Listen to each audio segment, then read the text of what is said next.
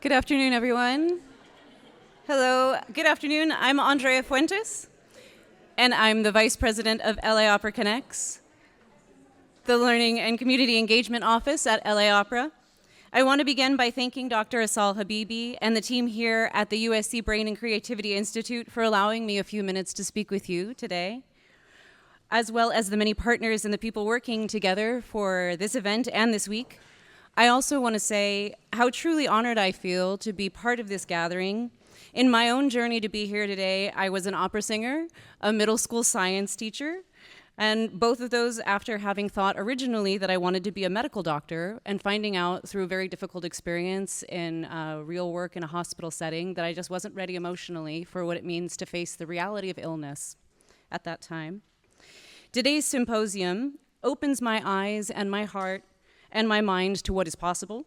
And I'm so grateful to you all for this exploration and this momentum forward. Today's symposium is deeply important, where we come together not only to share knowledge, but to imagine new paths forward for the health of our communities. And today I heard the word urgency.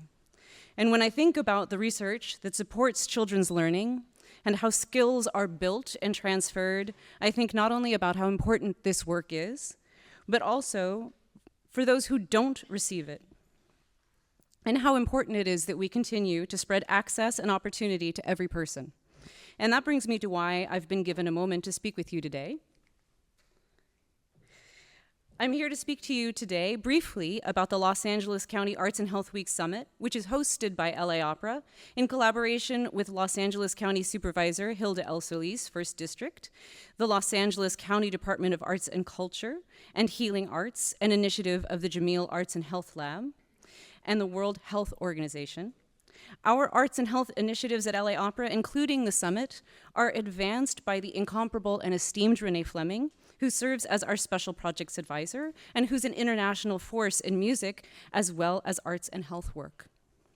The summit, which is part of LA County Arts and Health Week, is a public day-long event designed to explore the role of arts in wellness, belonging, and care, including in clinical research and programs across LA County and beyond.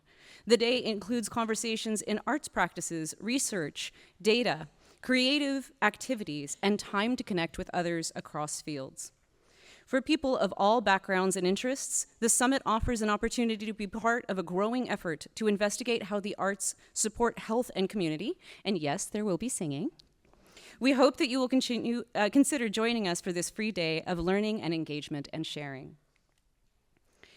A little bit about LA Opera. The Arts and Health Week Summit builds on nearly 20 years of work of this intersection at LA Opera. At the heart of this work is a belief that music and storytelling are fundamental to being human, that our connections to ourselves and to one another are central to the relationship of arts and health. This commitment began taking shape through early recitals in healthcare settings like City of Hope, where we saw how music could offer comfort, presence, and care. Those moments revealed what opera could mean in spaces focused on healing. Over time, programs expanded across more partnerships like rehabilitation centers, senior care facilities, and hospitals across LA County. What started as a few performances became ongoing, shaped by collaboration and long-term trust, as well as constructive feedback to refine programmatic elements most valued by our partners and their constituents. A turning point in our growth came through the leadership of Renée Fleming. Ms. Fleming, of course, is a world-renowned singer and a leading voice in advancing the intersection of arts and health. Her work has included major collaborations at the National Institute of Health, the Kennedy Center, and the National Endowment of Arts. She's also helped bring attention to the neuroscience research, clinical practice, and funding models that explore the role of music in healing. With her guidance and support, we engaged more deeply with artists, researchers, and healthcare professionals. These conversations helped us focus on real people and real challenges, and they led to new programs designed in best practices. Alongside our partners, we developed a stronger feedback process and began providing dedicated training for our artists in these fields. That training helps performers understand how their presence and artistry can support people across different stages of life, including those experiencing illness, recovery, and emotional strain. This work eventually led us to launch the Arts and Health Week Summit in collaboration with our partners as a way to bring these voices together in one shared space. A little bit about the summit. The summit is designed to create a space for connection. It brings together research, practice, and replicable programs, ranging from local community organizations to major county departments like mental health, arts and culture, and public health. We come together to discuss what is working, where our spheres are taking us, and how we are each moving this work forward. We ask how we can support one another in learning, and how we can uplift the practices that make a difference. The day is structured to reflect a mix of perspectives, leadership, and to share progress, and to stay grounded in the values of care, collaboration, creativity, and data. The week itself has special significance. With support from Supervisor Hilda El Solis and her office, this week will be formally declared LA County Arts and Health Week. We're honored to have their leadership in uplifting the role of the arts in individual and community wellness. The Arts and Health Week Summit is one of the culminating events of the week, and we're deeply grateful to all of our partners who are making this week possible.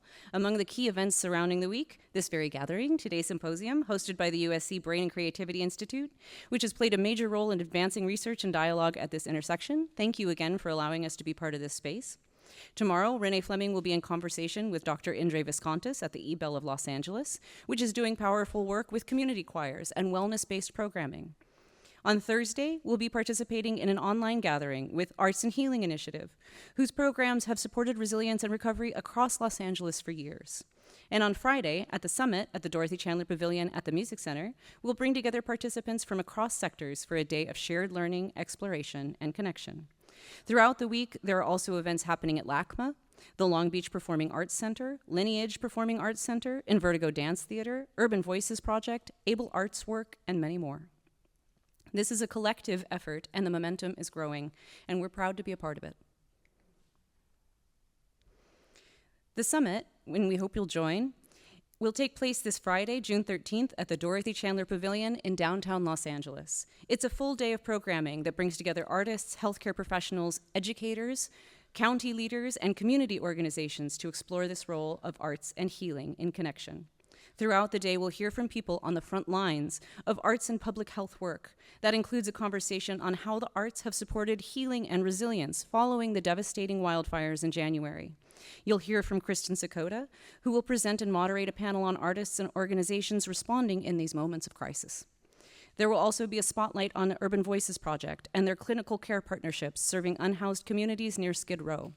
Later in the day, you'll have a chance to participate in experiential sessions, including a creative writing workshop and Neighborhood Sing, designed to engage both voice and presence. We're also proud to highlight a powerful case study on the Songwrites Apothecary Lab in partnership with UCLA and the Music Center, which explores how music can be intentionally created to support therapeutic goals. We close with a network gallery walk to help connect attendees who are working across sectors toward common goals. It's a day built for deep listening, active participation, and collective momentum.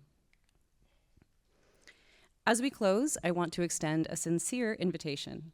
Our hope is to build a stronger, more connected Los Angeles, where the arts are part of how we care for one another. We believe this work can contribute to recovery, healing, and joy. It can create moments of expression, reflection, and connection that reach across communities and across systems. We want programs that are grounded in data and research, and at the same time, shaped by the communities they serve. We want a culture of communication and collaboration, where people across disciplines can share tools, ask questions, and learn together.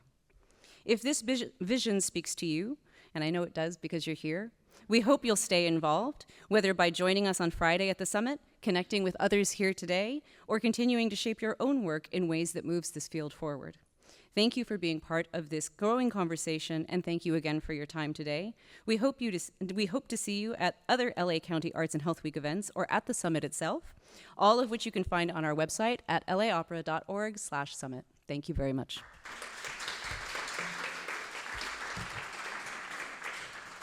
I'll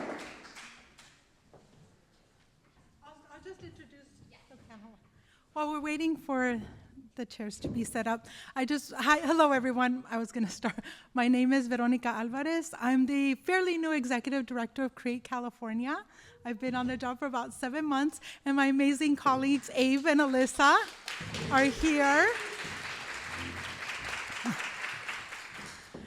And when we were thinking about this panel, we really wanted to focus on the amazing arts research to show that arts research has value, as the speakers this morning indicated, but also how can it shape systems, how can it shape policy that centers equity, reflect the reality of students and the practitioners that we just heard before lunch, who are doing amazing work, and really inform policy moving forward. So with that, we have an amazing arts education researcher, Dr. Sharon Herpin, and then board members Jesus Holguin and Ed Honowitz.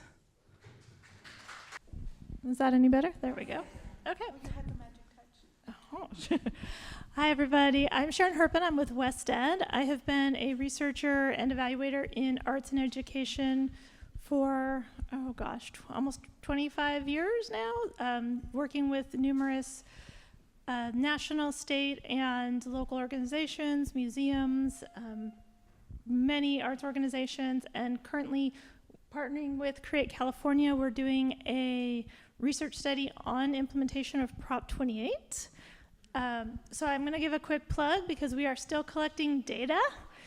Even though our NEA grant was unfortunately one of the ones that got canceled, we are still have our survey up and are trying to get some of the findings out and trying to find additional funding. So you can go on to West Ed or Create's site and take that. We have paths for districts, schools, county office of ed staff, and arts organization staff. So if you fall into any of those, teachers, the prior panel members, I was like, I need to get to them. Please jump in and take that survey. Hi, I'm Ed Honowitz. I'm the CEO of the Californians Dedicated Education Foundation, or CDE Foundation. Also a Create California board member, I'm happy to say. Our organization, the CDE Foundation, works with the California Department of Education, with many of the state education employee associations, county offices, other state agencies connected to the education ecosystem, and I served on the board, school board in Pasadena Unified for 12 years. Good afternoon. My name is Jesus Holguin, and I am currently serving as the Vice Chair for Create California, along with Veronica, Abe, and many other advocates for arts education, and make sure every student in our state has access to equitable arts education. Also, I served as a board member in the Moreno Valley Unified School District, right next to Albert, where the teacher is, right next to it, and served for 22 years in that school board. And in 2015, I also served as the president of the California School Boards Association. That, along with a couple other organizations that I've been serving over the years. And wherever I go and serve, I always look at the benefit of that, the work of that organization, and it has to be related to youth development and education. And mostly I have channel my efforts to arts education because I strongly believe in the power of arts education. So I think I'll stop here and then I'll come back to more later. Thank you. Thank you. Coincidentally, it's such a small world. Sharon and I met when I was working at the Getty. So that teaching artist conversation is very interesting to me because for 20 years of my career, I was working with teaching artists, and that's how I met Sharon. And then we were able to reconnect. But I wanted to start with you, Sharon. As an arts education researcher, should arts education research challenge policy or should it serve it? And what happens when researchers become advocates? Does objectivity get sacrificed for impact? Thank you. So it's such an interesting question, and I don't think it's a either or type response to that. I do believe it's very circular, that we need to have these cycles where we have this policy. We need to conduct research and see, is this policy working? Is it having the desired impact?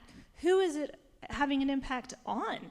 Are there people who it's not having an impact on, or things that we need to shift or change to make that policy much more effective, that it is more equitable and everybody is benefiting as intended? When we get the new policy, we got to test that too. So it's a continual cycle of let's test and make sure the policies are working, and if not, let's change them. In terms of researchers becoming advocates, there definitely is an ethical line because researchers in some ways could have the power to, even the way we ask our questions can affect the outcomes. So we have to just really walk that line of following what the data tell us. And we have things in research where we're doing like member checks, where we do ethical checks, where we partner with colleagues and say, hey, is this, working? Is this unbiased? We're always checking our own biases to see, did we accidentally slip something in, some words in there? Or even if we're doing interviews, is our language or our body language telling somebody how we want them to respond? So we have to be very cognizant of that when we're conducting the research. Okay, Ed and Jesus.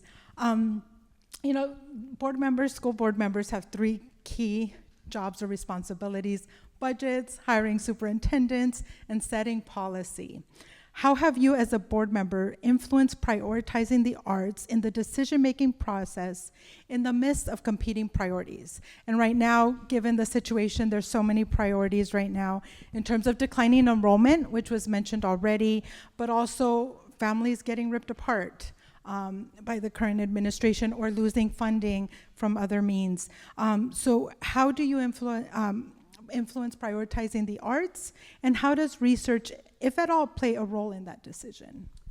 Yeah, so I did my research, but I'm going to put it aside because I want to talk to you from the ideal world and the practical world of setting policies and priorities for education in the school districts. So like I mentioned before, I served in Moreno Valley for 22 years, and over the years, I always tried to make it a point that we needed arts education for all the students.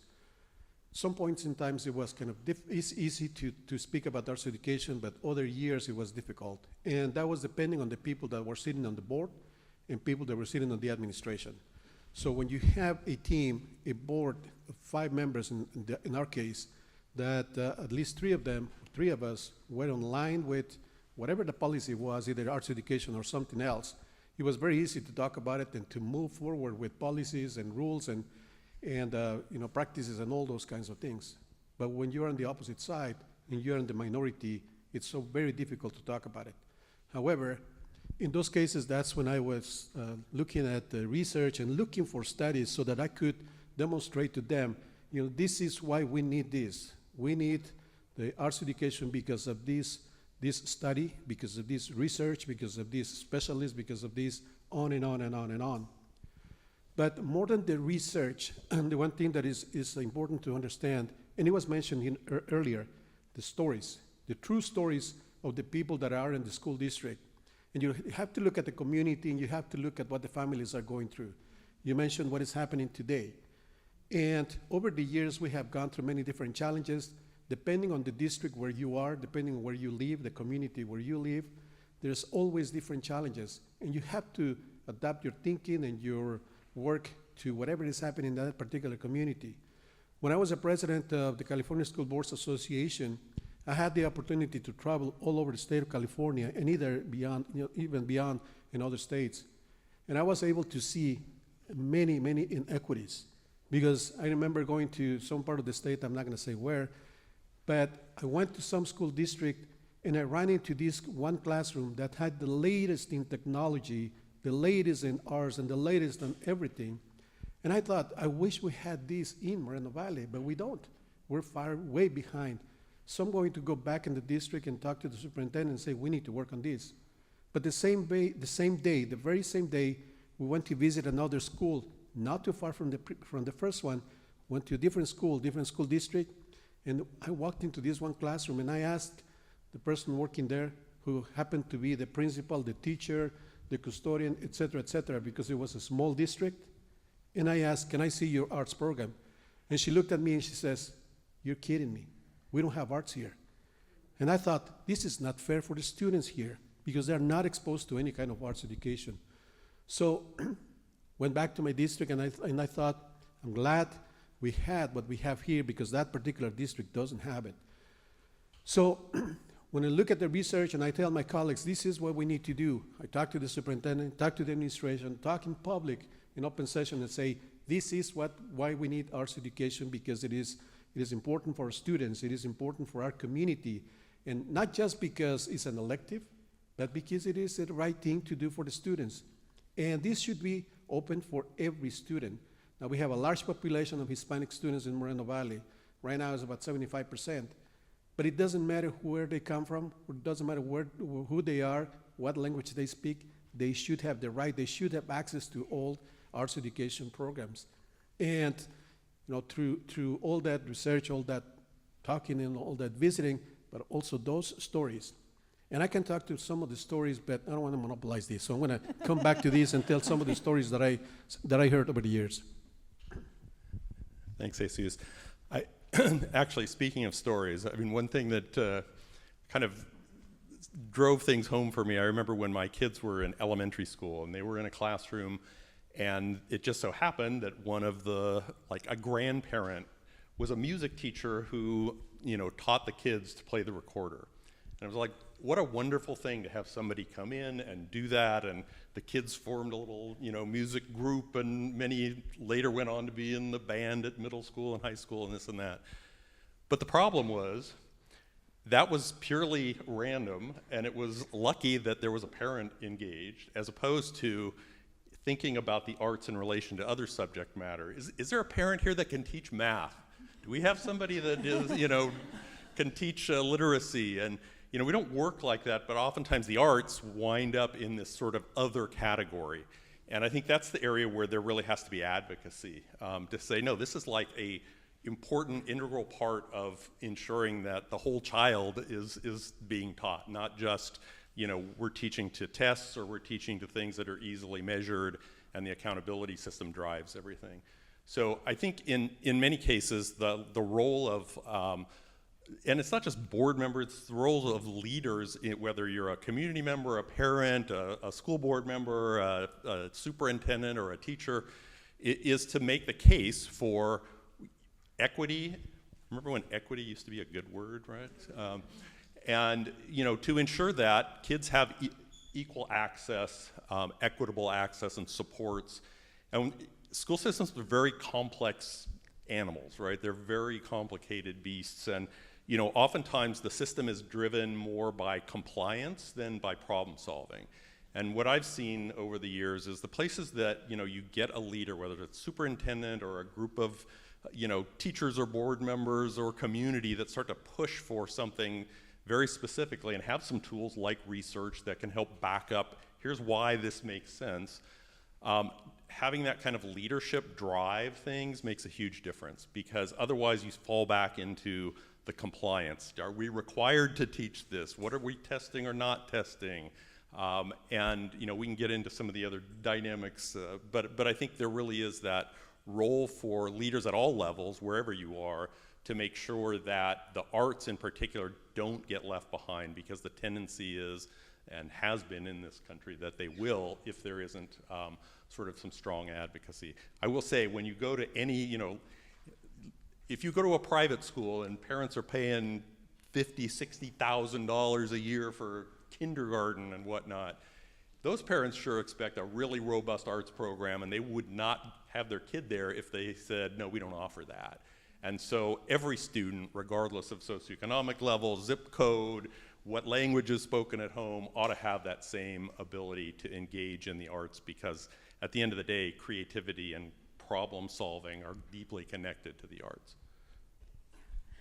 So all day we've been talking about the impact of the arts and the ecosystems that encompass. Every single person in this audience is part of the ecosystem of arts and arts education, whether it's parents, policymakers, researchers, funders. So who gets, and then the folks that may not be represented are students. So who gets to decide, this is a question for anybody that wants, who gets to decide what is an impactful arts education experience? I think it's, when I go back I want to go back in history a little bit. I want to tell my whole story here, but of course we don't have time. But I have to say this, I think this is important for me. Hopefully you can see my point here. I was born in Texas. I was raised in Mexico City. Came back to California when I was 23 years old. I never had arts education because in Mexico, for my family, it was just impossible. It was a no, period. So when I came to California, I thought, this is great that many students have access to this arts education. So I made it a point, when I have my kids, when I have my grandkids, I'm going to make sure they are exposed to arts education. And I did. My daughters went through arts education. Now my granddaughters are getting there, my grandboys are getting there. So it is important, but also my daughters, I always talk to them and I ask them, do you want to do this or not? And they said, no, well, you're doing it anyway, it doesn't matter. But to me, my point was, I have to hear the student's voice. The student voice was the key for me. When I started serving on the Board of Education, I always talk to the superintendent and say, what do the students want? So who decides what's in place in the school district? I think we have to go to the students and ask them what is it that they want, what is it that they feel comfortable having, what is it that they need. And then based on their voice and also involving the community, the parents, the families, so we can structure the system in a certain way that is serving that particular community, because they are the ones that are going to be in the classroom. It's not me, it's not the parents, it's them. So we have to make the system in such a way that is comfortable for them, but also learning. We're meeting the requirements, and then we set policies that hopefully it's going to help them. But at the same time, setting the policies based on research is the ideal world, but we have to set the policies in a certain way that they're in line with what we're hearing from the students, and the system is going to be successful for us and for them too. Now the policy many times puts limits on what we have to do because we're staying within the policy, but here's where we have to think about the inequities that some policies may create. So the policies, in my opinion, they have to be a little flexible so that we can jump over and still serve those students. And if there is a need, we need to readjust the policy to serve all the students, because not because of the policy we're going to leave some students behind because of language, because of economic conditions, etc. So the policies, we can say we have control, so we can set them to serve our students properly and make sure that they are going to be successful in the future. I absolutely agree with all of that, and I'll add from the researcher's perspective, how do you define impact?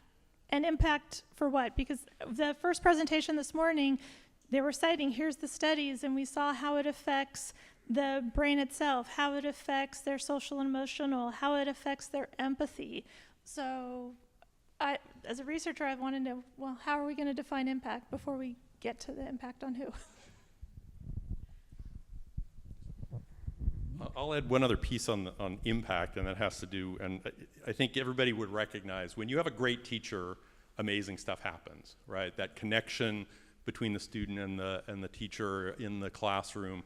But the system that we have, right, because we have a very complex, rules-based system with lots of kind of accountability checks, and the previous discussion talked a lot about the credentialing process. And, the credentialing process can be a barrier. It can also be sort of a hurdle that needs adjusting, because sometimes, it's very hard, to say to somebody, take a year off with no pay, lose your health benefits if you're already employed in something, and then you can be a student teacher for free. And so there are other systems. I did want to say, because this gets to the issue of how do we actually ensure quality? Well, we ensure quality when we've got a diverse workforce that looks like the students we're teaching, that are well prepared and well equipped to come in and function effectively in the classroom. And so there are some areas, even though the credentialing sounded like a kind of, this hurdle that was insurmountable and problematic, there's a reason why we have teaching credentials, right? You want a level of expertise in every classroom. That said, there are challenges with that, and one of the things I did want to raise was our organization is involved in teacher residency programs, and residency programs are a different kind of model for teacher credentialing. We work with different educator prep programs in universities around the state, help them build partnerships with school districts and county offices, and then also, as an example of that, in places we've built, even within a single university, I'll use Cal State San Marcos as an example, building the connection between their ed school and their art school is having some really remarkable, exciting, kind of opportunities being generated. Because there's Prop 28, there's around roughly 5,000 to 6,000 arts educators needed in the state of California. That's just the credentialed educators, not the rest. But there are opportunities, there are programs being built. The state has actually invested hundreds of millions of dollars in residency programs. So there's opportunities when people think a little differently and make some connections that might not otherwise be there. But to me, the bottom line on quality is really that student engagement in the classroom between the teacher and the student. You saw it with the panel that was up here before, right? How many wouldn't want their kids taught by one of those educators? Thank you. This was alluded to earlier, and I'm glad a lot of the researchers were commented on this, because I think I've always tried to justify arts education throughout my 20-plus year career. Are we too focused on proving the value of arts education to non-arts audiences? Should the field stop trying to justify itself and start reshaping the policy narrative around joy? Vincent, I said word joy. Expression, creativity, and identity. Because you mentioned about like the students having teachers that look like them. I think that that's such an important and not often discussed about the role of identity and how the arts could really allow students to express individual identity and creativity. I think we need to stop justifying the presence of the arts in our schools. I think the arts should be accessible for every student because of many, many different reasons. But creativity comes to mind, and allow the students to be creative from day one. I mean, we've seen research that jobs in today and in the future are going to require creativity. So how are they going to have that creativity if we don't start it in the classroom at an early age? And that's not a justification to have arts. It's because it's needed. It's needed for the development, and the researchers can speak better than I can in this thing. I'm not a researcher, and I respect all the studies that have been done, but the brain, the mental health, the wellness, and all those different areas that are developed thanks to the arts. So do we want a well-rounded education? Of course, and we want to make sure the arts is included in that, but not as an elective. Not as an elective. I can tell you, when I started as a board member, I started saying we should include arts education as part of the curriculum and the classroom, until somebody came to me and says, Jesus, you're saying the wrong thing. It's already part of the curriculum, so what are you talking about? Well, okay, so I changed my statement and say, so now we need to have arts education. We must have it available for every student so that they can be creative, so that they can be successful in all the areas. And over the years, I mentioned before, stories that I saw in the classroom, in the schools over the years. What about that student that was so quiet, sitting in the corner, not talking to anybody, and he went to high school that way, having good grades, but not having any friends or not talking to anybody, until one theater teacher came to him and said, you're gonna be in my classroom, in my theater class. And the student said, no, I don't want to do that. He said, yes, you're going to do it because it's going to be beneficial for you. Once he started taking that class, the student exploded like you wouldn't believe it. And we were all amazed what he was doing thanks to that step. And I saw several stories like that. Students that have special needs get to be exposed to that creativity, and they do way much better. And students that are learning a second language, through the use of the language, through the arts activities, they get to learn the language much easier, and on and on and on. I can tell you a lot of stories, but stop justifying the presence of arts in the classroom. Yeah, I think sometimes we kind of fall into this false narrative that it's like an either or. It's either you have to teach the arts for the joy of the arts, or you have to teach it because there's, this economic need for creativity, and it's really all of the above. And I think, part of the, for folks thinking about how do you move your local school board, right?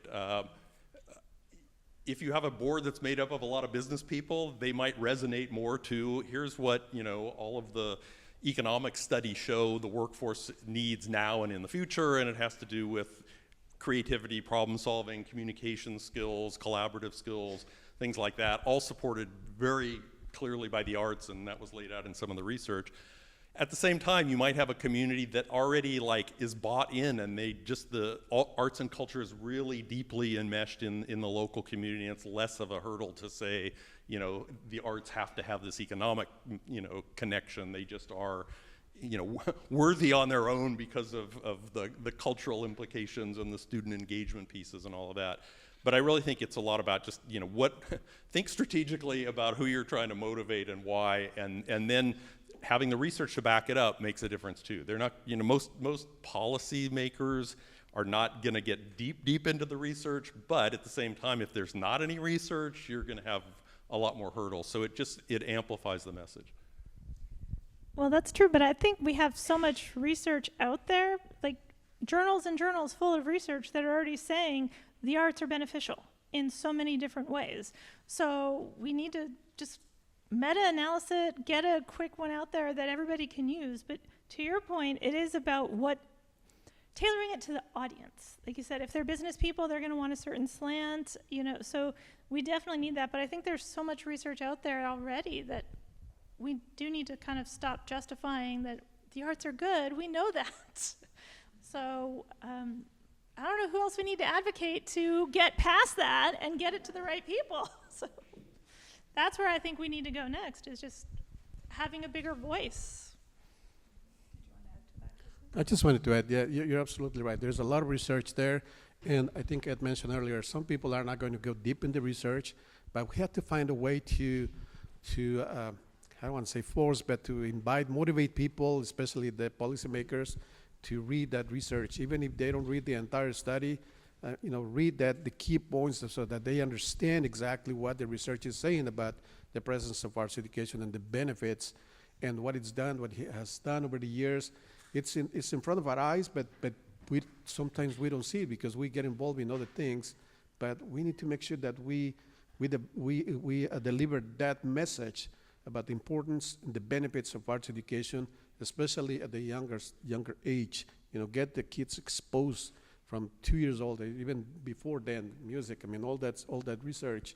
So I think the messaging for the key people in all different areas, it's important.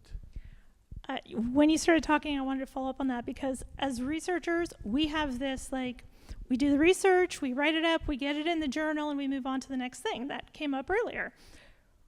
We, as researchers, have to be more intentional about writing to our audience. If I'm writing for other researchers versus writing for policymakers, it's going to have a different slant.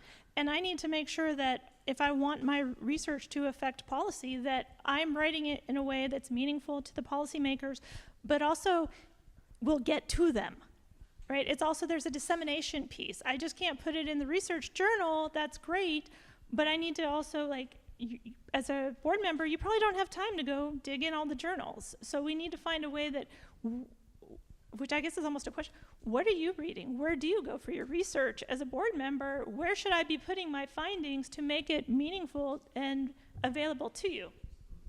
Well, I will say, a policy brief that's 1 page is about what is useful, right? And with a whole lot of footnotes to the research in case somebody's going to go down into the depths and try and understand that at a deeper level. But in many cases, it's really about sort of the will to say, okay, I know that we're going to be judged based on our math scores and our reading scores and this and that.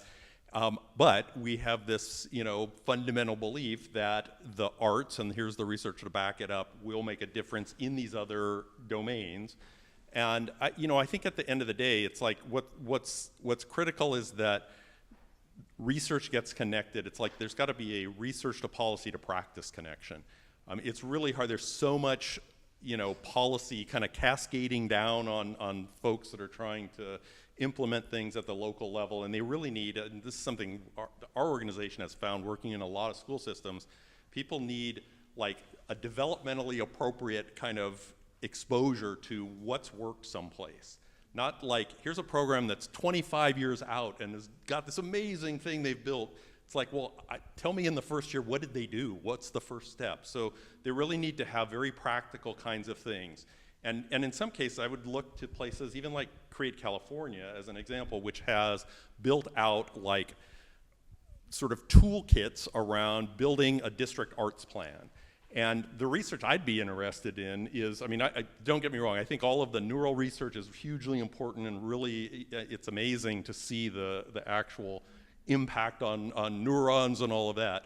we also need things like having, you know, how did districts perform when they had an arts plan versus those that didn't, right? And to see the real practical kind of implications of, was there, because if a district has built an arts plan, it's including a staffing sort of approach, it's including facilities, it's including professional development, a whole set of things that are the kind of, you know, policy to practice connection that people really need. School systems are overwhelmed. Educators are like, you know, battered by all of the, you know, the compliance issues as well as the you know, sort of political dynamics, which, you know, the politicization makes the context that everyone's working in even more difficult. Yeah, that's what we've been finding. Like, I don't know if Dr. Wang is still here, but like, what happens if those rural school districts where you don't have that VAPA coordinator? Like, that is why Santa Monica is so successful, because they have one person whose job it is to focus on the arts. But what happens when you don't have that person? Or those advocates, Dr. Chitwood talked about the advocacy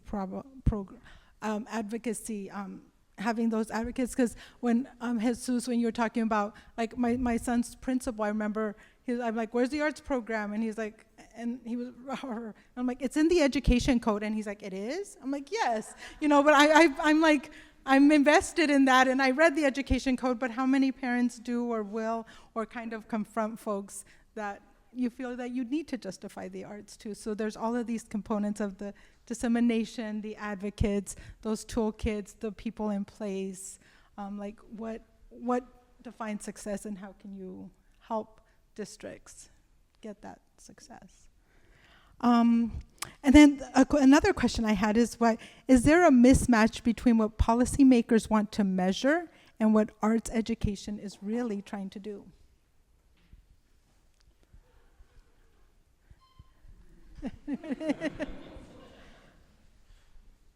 I mean, I would just say the default on that is like, there's some things that are easier to measure than others, right? And cheaper to measure, and that often that drives, you know, policy at the state level, at the national level. It's hard to measure creativity, right? I mean, there are ways to do that, you know, but I think you have to try and, you know, make your way through the connection, and the system is really built around, like, how do we quantify this? How many kids took the test, they got this many right, that many wrong, therefore here's our sort of accountability system. And I think we're way over focused on the accountability and much less on, did we engage students? Did they, like, actually come to school because there was something exciting for them that was culturally relevant, that allowed them to, you know, get to a deeper level of kind of thinking, et cetera. Those are hard to measure, but I think there's a need to do that. I think I mentioned earlier that we can set up policies that we try to do something through the policy process, but then during the policy process, we forget certain groups of students.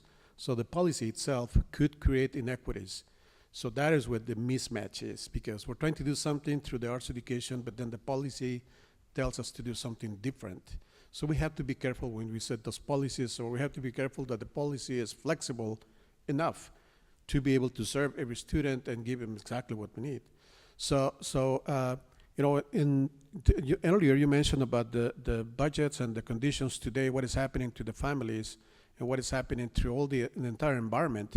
And as the environment changes day by day, minute by minute, we have to go back to those policies and see how is it that this policy is addressing this particular issue today, and it may not be addressing that. So it is a time to do something with that policy, because when you look at the dates of that policy, that was adopted in 1986 or something like that.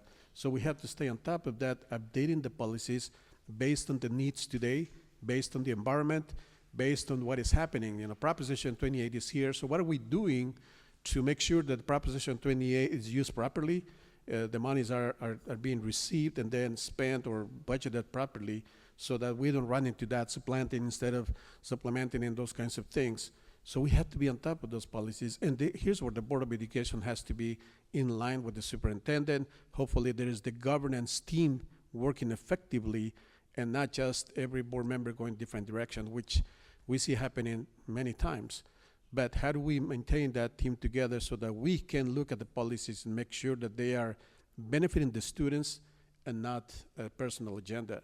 You know, we have to make sure that all those programs are helping us create that well-rounded education that we need for all of our students. Anybody else? Did you want to? I just, when you asked that, it made me go back to the why do we keep trying to justify why the arts need to be in education?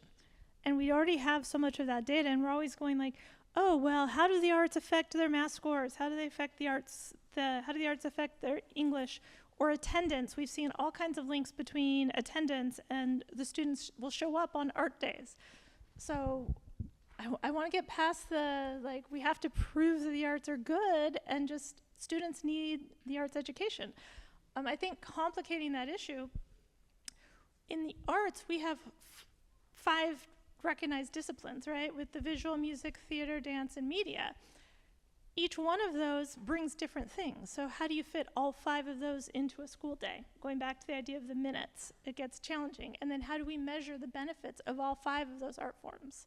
So there's a lot more nuance and complexity when we talk about the arts than other content areas.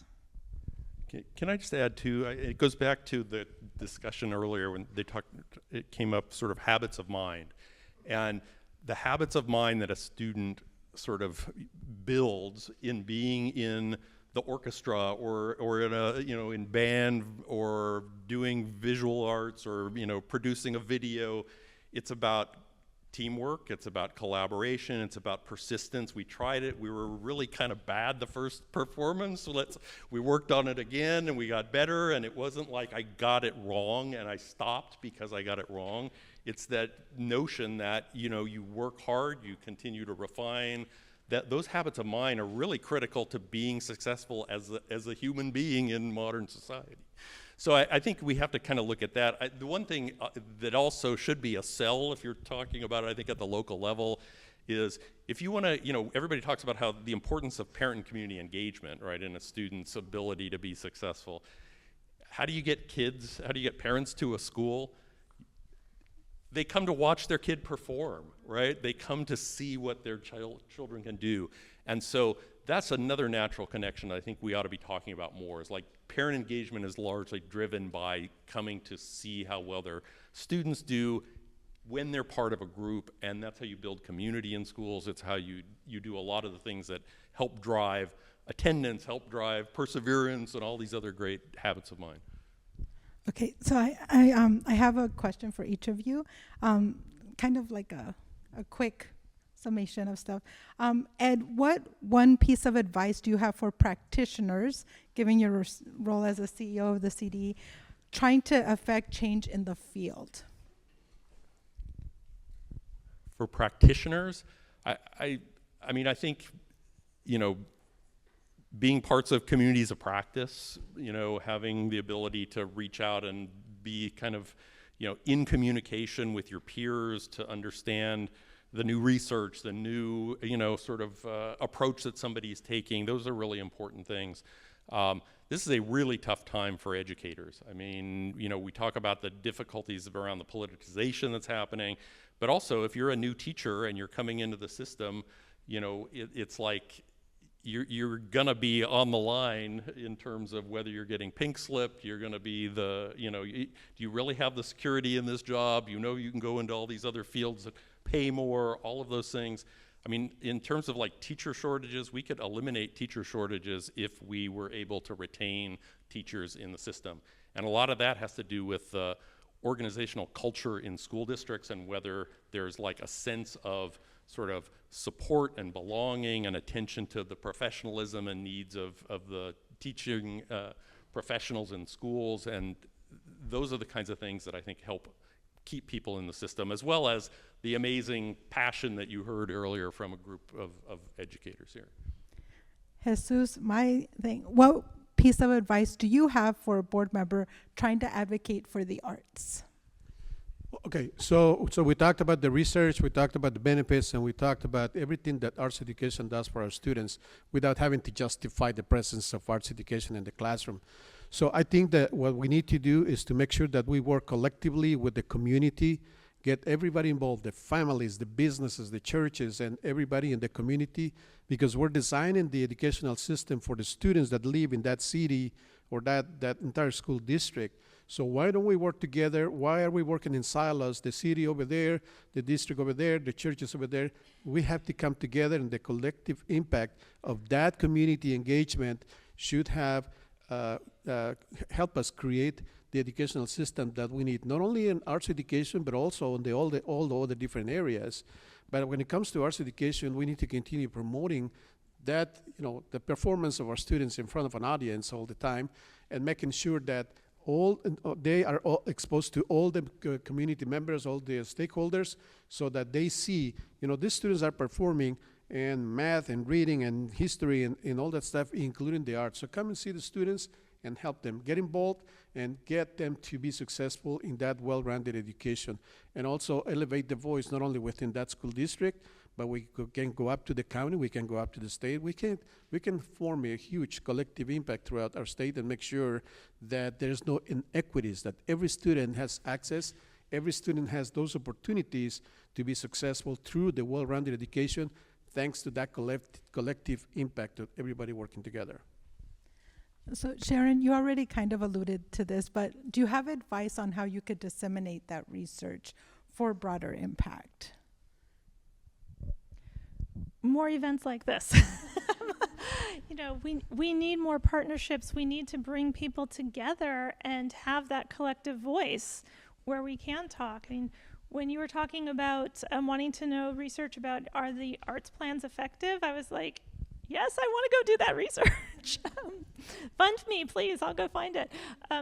So we just need more research practice partnerships to be able to really talk together, find out what you're interested in, collaborate with the districts, with the region that you're in, so that we can develop those and have more community to be able to share our story and make more one-page briefs that are nice and easy to digest for our policymakers. But being more collaborative and just getting in the room together is going to be so helpful, and just having those conversations and being able to share among the groups will be very beneficial and help us spread the word.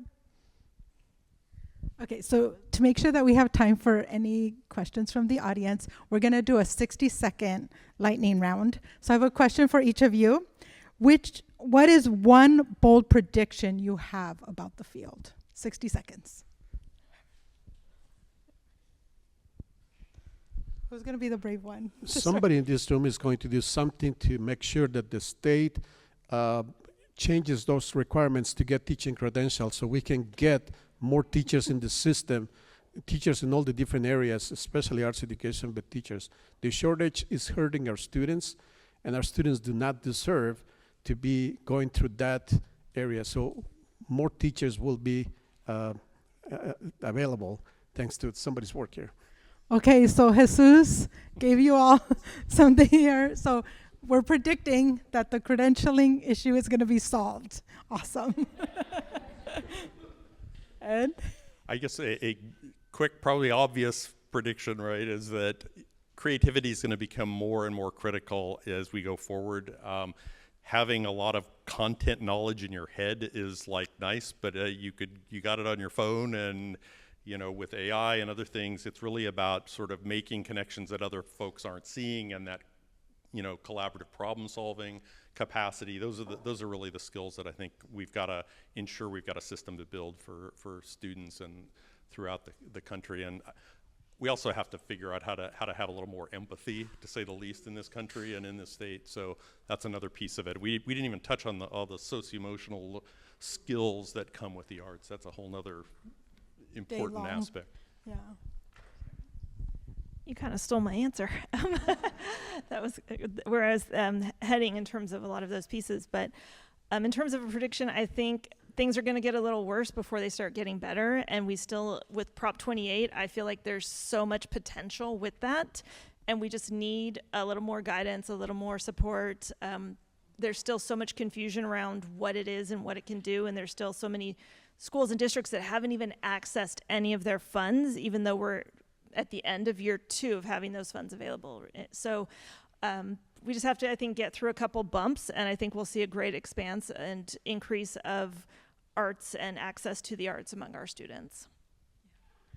I think, yeah, you hit the nail on the head. Sorry, did I get that idiom right? English is my second language, and so I always get idioms wrong. And I always try to throw them out there when I can. But okay, I got that one right. Yes.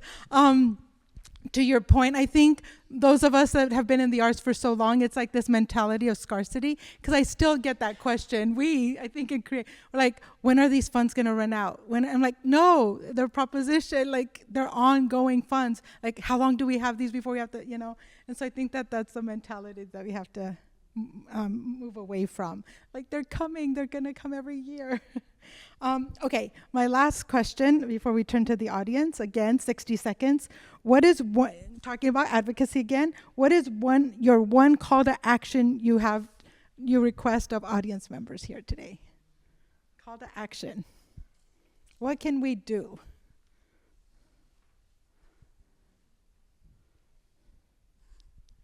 Be an advocate. I mean, I think that,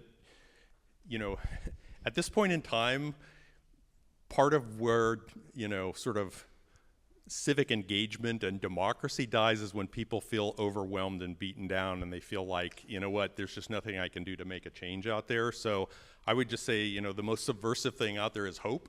And so, that means we need to get, all of you out in front of school boards, in front of, legislative bodies, talking to your local legislators, literally out in the streets if needed. This is not just about arts education, there's a lot more, but we're seeing that the whole public institutions at every level are under attack, and if people value public institutions as opposed to everything getting privatized and monetized, then I think it takes everybody getting very much more active than we've all been, because this is a point in time like we've never seen. I would just say that I appreciate all the research that has been done in this area, and I've learned so much over the years, and I will never be able to know as much as all of you know about arts education. But what I know as a parent, as a board member, as an educator in a different area, what I have learned over the years have helped me to advocate for arts education for every student. And I would say, so continue with that research, please, because it's needed. It's needed. Even if people are not going to read it all the time, there will be somebody, one person that will read it, and that person can make a huge difference for the education of our children. And then I would say, please continue working together. Look at Create California's website. There's a lot of material there, and Abe over there has been doing a lot of work internally with the research and with legislators and the advocacy piece. That is important that all of you know that is there. And if you can visit school district and see where the arts are, you don't have to be the parent of one of the students there, but you're a community member wherever you live. Visit your school district and talk to the administration there, to the board members, and ask them, what is going on here? What is happening? What are you doing for the students in this particular district that is going to help them in the future? And then lastly, there are other organizations. Create California is one, PTA in California, and every other state has it too. There's a strong push for arts education in all those different areas. So please stay connected with those organizations so that we can, again, collective impact is important and is very powerful. So let's work together. And along with the advocacy, I'd say make a connection. You've got a whole room here full of people. Go find somebody, talk to them, make a connection, get on LinkedIn, start building a network, because it can't just be one of our voices. We are so much more powerful together that if we're all trying to send the same message, it's going to be that much stronger. So build the connections, build the network, meet your neighbors sitting near you, and start. We got to start with those small steps, and it'll just keep growing, and we'll, like a snowball down the hill, we'll keep getting bigger and louder voices. Okay, we have about 5 minutes. Are there any questions from the audience? Yes. Are you a teacher? Do you teach your voice? Awesome. Awesome.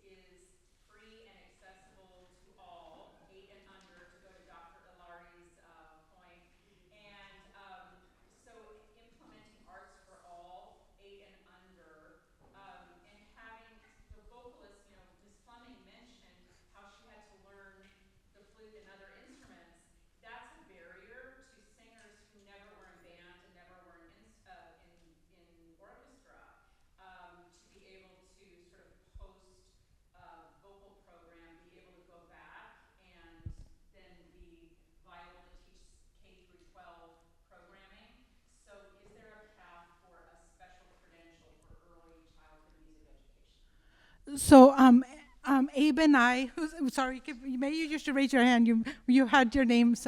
We're part of CDAN. I don't remember acronyms. There's so many acronyms. With the early childhood education is definitely a topic. It's an organization that is working on teacher credentialing and so forth, because just like arts educators, there's a huge shortage, and there's a lot, and similar to a lot of teaching artists, a lot of early childhood educators have a lot of experience in the classroom, but thus far haven't been credentialed. And then now with the new initiative of like TK, is it PK? Even more, TTK. So the early childhood are a group of very experienced and talented folks that haven't had the pay nor the credentialing opportunities. So I know that there are organizations looking into that. I don't know if anybody else has other suggestions or ideas about that. But yes, Talia. Thank you so much for this panel. This is awesome. As a researcher who was not taught to write policy briefs, who has spoken to policymakers who don't like to read research, for me, the gap comes in the nuance, because researchers work in the nuance. This population, but not that population. People who start at lower levels, but not higher. Improv classes, but not scripted acting. Policymakers want 2 years of music education, better brains, which is the top line, but not actually how it works. If you do just the top line, you leave a lot of people behind. If you do just the nuance, nobody reads your documents and nothing happens, because you can't impose policy on nuance. So just a question, a hope, how do you think about the gap between broad-based policy and the nuance of real-life research? So instead of the one-page policy brief, go for the two-page policy brief. No, I mean, The footnotes. There are spaces where you do get that kind of, research to policy to practice connection. So, I mean, there are legislative hearings, where the ed staff, not necessarily the legislator, but maybe the committee staff or whatever, are they can digest a chunk of research and have a dialogue with researchers around, okay, how would we, if we want to do this 2 years of music, help us understand how we can back that up with the research and make the right nuanced moves, or how do we address the equity issues like, were brought up in the discussion. So there are spaces for that, but I think right now there's just tremendous silos between, research and policymakers, and let alone practitioners who have to make sense out of all that and put it into practice in the real world. Can I say one thing from Yes. because I criticize our researchers, they're also not incentivized at all in terms of our academic progress to disseminate our results to community. So I think another thing that needs to change in terms of academic evaluation is to give credit to having to talk to policymakers, to write briefs, or to translate our research in another way. Spot on. No, I absolutely agree with that. And when you're doing the academic research at universities, there's been the mentality of publish or perish, right? That's what they care about. How many articles have you written? How many books? How much, are you revenue generation, basically. Being on the applied side, we have a totally different issue. With all of the cuts in research, our field has just been decimated, right? So we're still trying to figure that out now.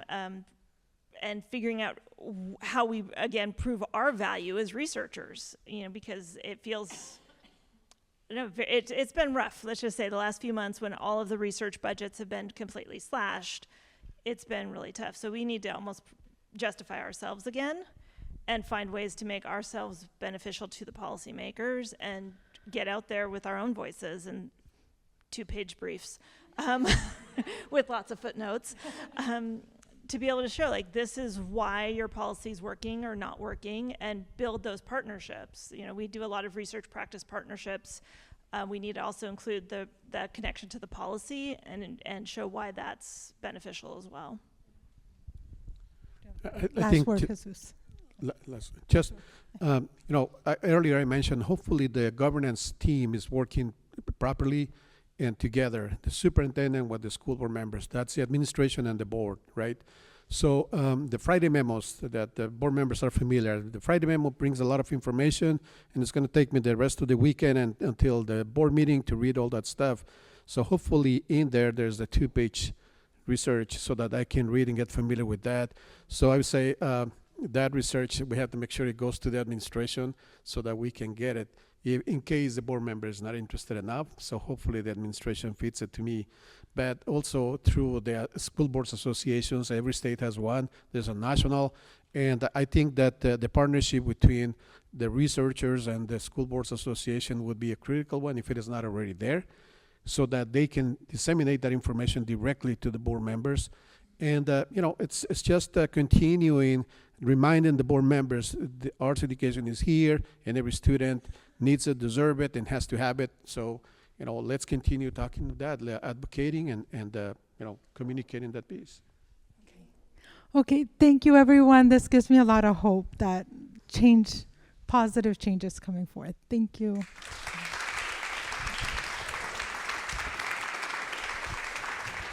So we have a 10-minute break. Please don't go far because we have a really exciting session coming up after. So just 10 minutes, bio break, stretch, and we'll see you soon. Hi, everyone. Welcome back. First thing I'm gonna do is just ask everybody, hold your arms up high over your head for a second and move your body. All right. Okay, this is gonna be a much more interactive session. So, it's late in the afternoon. You do not get to take a nap now. I'll introduce myself. My name is DeLuke Smith. I am a former CEO and co-founder of the Lewis Prize for Music, which was a national initiative to support community-based music programs working on systems change in their communities with young people's artistry and voice at the center. And we've got a great panel here. I'm going to introduce them in a second. I do, of course, want to say thank you to our hosts, to Asal and Josh and Renee and LA Opera and Create California.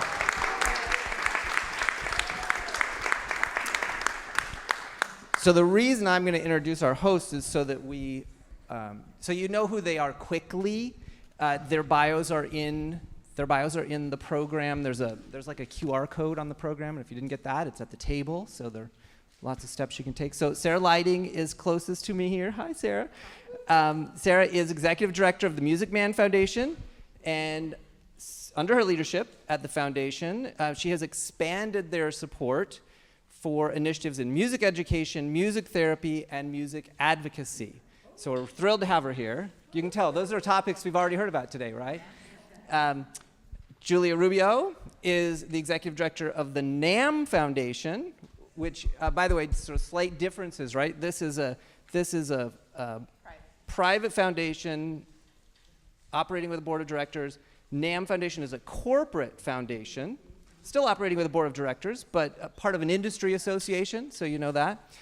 So at the NAM Foundation, Julia leads the grant making and workforce development programs to promote equitable access to music making, learning, and career pathways. Again, we've been talking about that. And then Jeffrey Dollinger, executive director of the Find Your Light Foundation, which is a family foundation.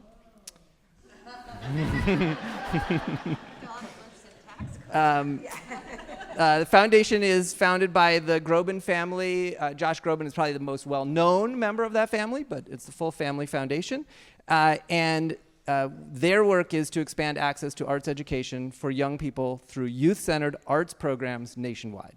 So they, all three of these folks actually do work that covers the entirety of the nation, and then more local and state level work as well. So, as I said, this is going to be a little bit back and forth. Emily is going to answer this first question as a demonstration, right? You'll plant your first question. So I forgot your name, please. My name is Sarah. Sarah is going to have the microphone up top. I'm going to have the microphone down below. After this first round of questions, I'm actually going to sit down and we'll have a little conversation, and then I'm going to ask you guys some more questions. So the themes that we want to cover are really around how is it that philanthropy is working in collaboration with community, with partners, with grantees, And so one of the first things we want to do is model the importance of listening to each other. So the first question for all of you, not all of you, for a few of you to answer, and it'd be great if we had a program leader. Well, Emily's the program leader. We have a policy person. We have a researcher. We'd love to hear something that you have learned in this past month, may have been in the last day, but honestly, in this past month, that has drastically changed circumstances for you. So Emily, the sentence is, this month we learned. And it's just one sentence. So Sarah, come on down, and Emily, will you model that for us all? Hi, everyone. Oh, is that on? Yeah, there we go. Hi, everyone. My name is Emily Kibitsky. I'm the Executive Director of Global Arts. And this month, Jackie and I have learned that due to recent policy changes and fear around immigration in our community, that our school will no longer allow outsiders on campus. So we have learned that we are going to need to fundraise for our general operating and for a new building across the street in order to keep our oldest and most committed families on our campus and with our program. Thank you, Emily. We're very sorry for that news. I'm assuming Emily is not the only one in this room that has learned something in this past month that has, let's say 2 months, 3 months, that has changed circumstances for the way that you do your work, the way that your work is funded, the way that you're in relationship with your community. So would love to have one or two other folks tell us a change that they have learned of. And if not, what a privileged room we are. Oh, here we go. And please use the microphone. This session's being recorded, as you can see, and so this way we'll have your voice for the folks that listen later. Thank you. My name's Jocelyn Treese. I'm Director of Institutional Giving and Government Relations at LA Opera. And thanks to former chair Dr. Maria Rosario Jackson's leadership at the NEA and really getting communities and leaders outside of the art sector to really think about the art's impact on community health and wellness. She had expanded the purview of the Grants for Art Projects program, and we actually applied for NEA funding to support the summit that will happen on Friday. So like many institutions, that funding has been not terminated because it hadn't been officially awarded. We're just in a state of limbo. But so that's what I've learned, is that things that can move in such a positive direction can suddenly, halt progress altogether. Yeah, thank you again. Thank you for continuing with the summit despite that setback. One more. We learned. Okay, I'm coming to Talia. One moment. Hi, Talia Goldstein, Associate Professor, George Mason University. I have learned how fragile federal funding is. I had no idea how easy it would be to destroy the federal funding infrastructure in the United States. And apparently, it's super easy to do. I'm sorry that we've all had to learn that with you, Talia. I'm gonna sit down. Okay, so the first question for our panel then is really how they are operating in this environment where there is so much change, so many people are experiencing change, it's having consequence on the way they do their work, and they, as leaders of their foundations, have to make decisions about that and make decisions about how they're in the community at large. So let's just be really simple with this. How are you in dialogue with your partners at this time? And you can go in any order. Oh, there are only 2 microphones? Oh, no, there's one more. Okay. Yeah, sure, I can start. Being collaborative with our grantees has always been something that the NAM Foundation has valued. And, we had always enjoyed the fact that we could help champion their mission and champion their impact. One thing that sort of caught us off guard recently in the light of recent events is that some of our grantees who work with vulnerable populations, especially undocumented families and children, are saying to us, please don't put us on your Instagram account. Please do not, we don't want a target on our backs. That was really, first, immediately it was really disorienting for us, because that's never a relationship we ever questioned with our grantees. We always wanted to celebrate who they are and what they do. But that's a recent thing to your question, Lug, that has really changed the way we think about protecting the people and the organizations that are in our care as a funder, and really listening to what those needs are. So that's been a change for us and a real learning. It's a period of learning for us. Let me ask you a quick follow-up. Are they seeing themselves on social media and then calling you and saying, "Oh, wait, we're worried," or are you hearing from them in a more proactive way, or are you in dialogue and this is coming up in conversation? In more of a proactive way, and just in our continued dialogue. The chilling effect that everything that is going on that's happened has really just really struck fear in a lot of their hearts. Again, especially the ones who, they don't want the families who might be targeted to, pop up on social media, or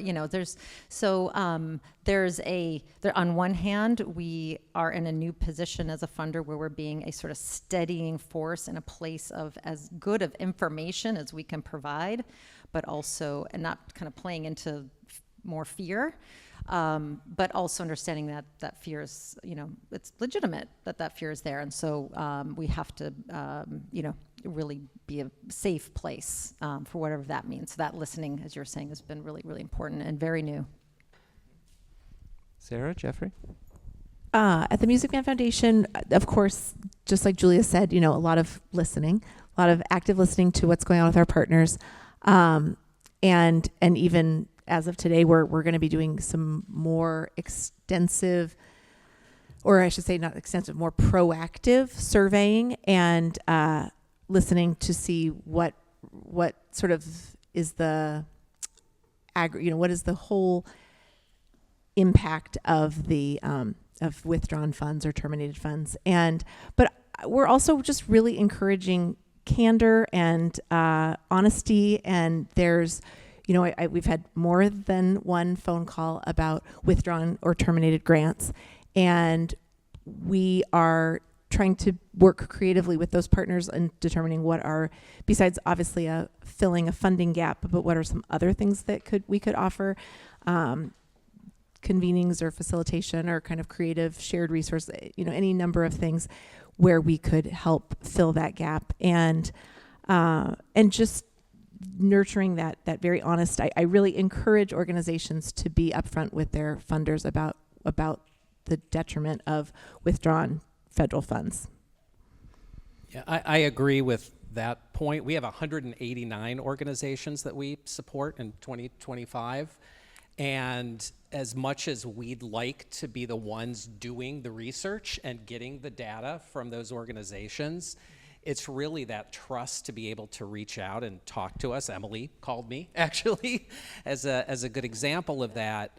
But I think one of the big challenges is this long-standing stigma that foundations aren't there to listen. We're there to give money and to have you submit your information to us, and we'll get back to you. And I think rebuilding that trust in the foundation sector is very important to us. We're a staff of 2, and we collectively have done about 45 site visits in the last month alone, just touching base with our grantees, seeing if they're okay.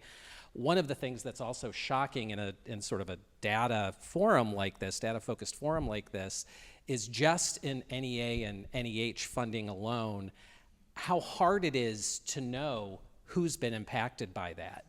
And just one thing I want to add, we talk a lot about the NEA and NEH. One thing I learned last week is that one of our grantees, the Boston Music Project, requires heavily on AmeriCorps funding and AmeriCorps volunteers to supplement the teaching artists that run their program.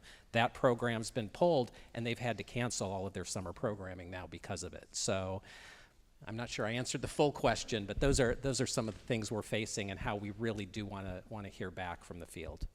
Well, and let me ask you that, right? In so many cases, the relationship between programs and foundations or funders is first and foremost a monetary relationship, and so that comes with, as we've been hearing earlier, right, kinds of compliance requirements, et cetera. But how is it that this group in Boston came forward with, it's not just funding, like it's people, or it's a building, right? There are many more layers to how programs are operating, and so, and in your case, the social media piece, right? Like how are those topics even coming up in these conversations? And any of you could speak to that.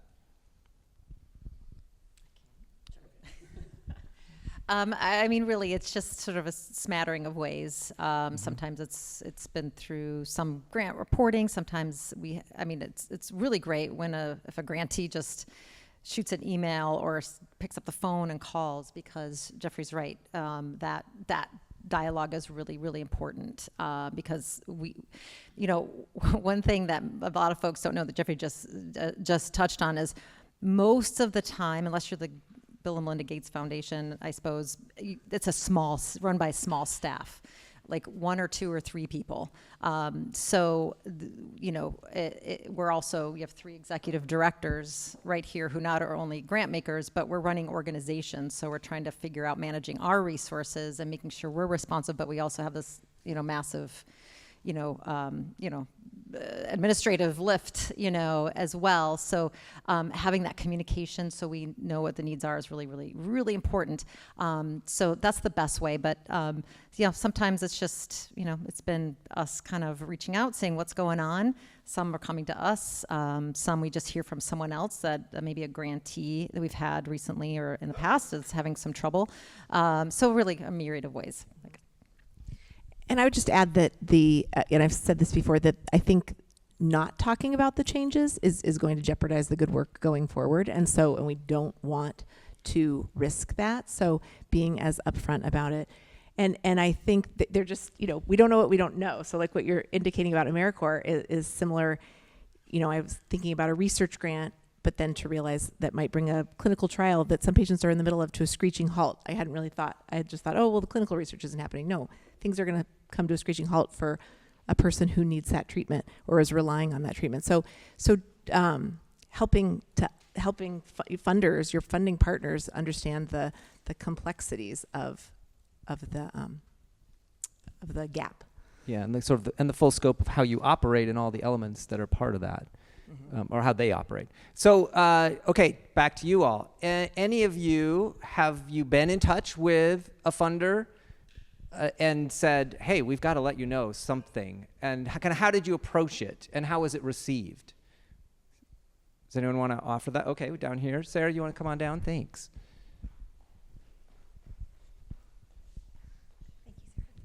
Hi, I'm Susan Kotsis, Executive Director of Los Angeles Children's Chorus. We approached a funder who normally we wouldn't be eligible to apply for funding until next fiscal year. We approached them this fiscal year and asked if it would be possible for us to apply because our organization and many of our children were badly affected by the fires. We're based in Pasadena. We have 21 children who lost their homes and many more who were displaced. And our funder did allow us to apply earlier in this fiscal year, and I'm happy to share that we got the funding. Yay! So it's a great story and a wonderfully responsive funder. Great. Congratulations. Other examples of being, right here. Right, Sarah, Alyssa, right here. Hi, I'm Alyssa Valera. I'm with Create California. And we actually shared the news about our NEA funding being terminated recently when we received a grant from the Herb Alpert Foundation. And we had received an increase from them for the first time in a while. And we just said, thank you so much for this funding. We really need it right now because of this reason. And it's really going to help us sort of, to an extent, bridge that gap. There's still a gap, but it's helping. Yeah. Did that open up any additional dialogue with them? Not about more dollars, but just how are you doing otherwise? I mean, yes, I think, but also I think we were also, planting the seed for the future, hopefully. They gave us an increase this year, and so we were super grateful for that, but also just to kind of lay the groundwork for future conversations about the grant amount as well. We just wanted to be as transparent as possible with them and be as open as we could be. Yeah, great. Thank you. So we're going to shift to the next question for this group then about, well, what are you doing with this information as it starts to come in, either on individual basis or now you're going to start doing some surveying. And so if you all can just speak to like what are the mechanisms of synthesis essentially, and then the consequential decisions that are coming out of that. Yeah, that's a big question. It's a good question. It's a big question. Sort of just speaking of synthesizing, just trying to think about how to answer that articulately. So, again, 3 executive directors. We're also running organizations. We have boards or families that we report to. So sometimes change isn't super fast. So sometimes, we try to be responsive, but there are times, there could be policies or maybe historical stuff or whatever that kind of gets in the way of immediate change. But one thing I've learned after being a grant maker for many, many years is that I think even more than money, sometimes information is the most important currency that we have in the arts and within all our nonprofit communities. And you never know the information you're going to give to someone else, like the grant makers in your lives, how that could make an impact down the road. And I'll give you a quick example. The NAM Association, we last month, we had our annual fly-in in Washington, D.C., took a whole bunch of NAM members, and this foundation staff was there, and we advocated for music education and reinstating funding for the NEA. And it was my first time on Capitol Hill. I had never, in my 20 years of doing this work, I'd never done anything like that. But because of the information that I had received from our grantees and other nonprofit organizations, our educators, those in higher ed, understanding their impact, even though I wasn't able to make necessarily an immediate change to our grant making in that moment, I had the opportunity to impart that information on some lawmakers that had no idea what was going on in their communities. They even, those in red states or blue states, they didn't know how many organizations in their district lost NEA funding, and they were like, give me a list. We don't know.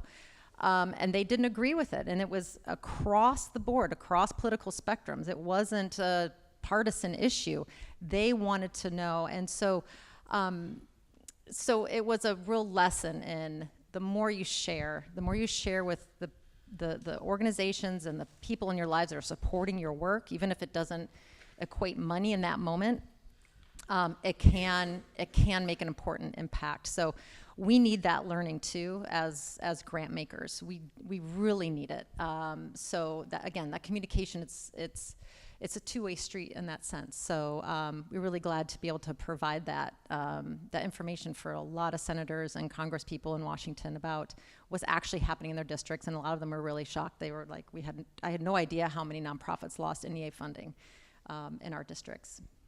It's a great reminder that we don't know who our friends are talking to, and so we want to make sure they know what they're talking about when they're talking about us. Jeffrey, do you want to add to that? Just a couple of things. One, and I'm relatively new to the grant making space, been in nonprofits for 30 years on the fundraising side, so nice to be able to sit over here too.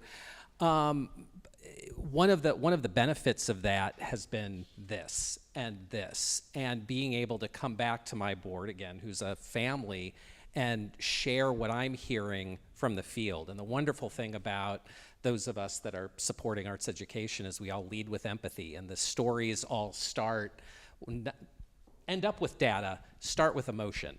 And we all have such powerful stories to share about what we're hearing from our grantees, what we're hearing from politicians.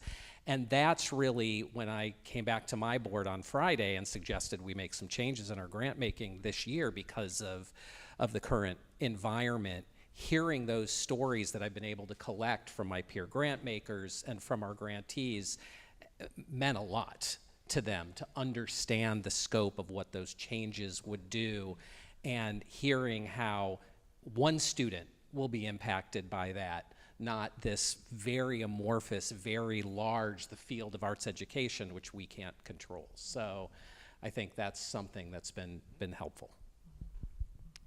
Sarah? Well, I appreciate how Julia started, because yes, there is to some extent you need a little time to change the strategy. But early on this year, I went to the foundation's board of directors when we kind of saw how things were starting to play out, and we made a commitment to stay the course. So our funding would absolutely continue at the levels that it was at, potentially even going, potentially giving a little bit more. That's the piece that's kind of, we're taking the time to figure out exactly how. And to, not change our values, not change our areas of interest. But we felt that putting forth a steadfast commitment to everything that we have stood for in the past, and clearly communicating that to grantees and prospective grantees was just an important message to get out. I'm gonna ask you all a little bit of a follow-up too, because we are in Los Angeles. Obviously, your city, I'm from San Diego, your city went through an extraordinary, and is really still in recovery and will be for years, crisis this winter. And all three of you immediately took action. And obviously you were taking action on this dynamic of public environment change, direct impacts on grantees and the families that those grantees connect with.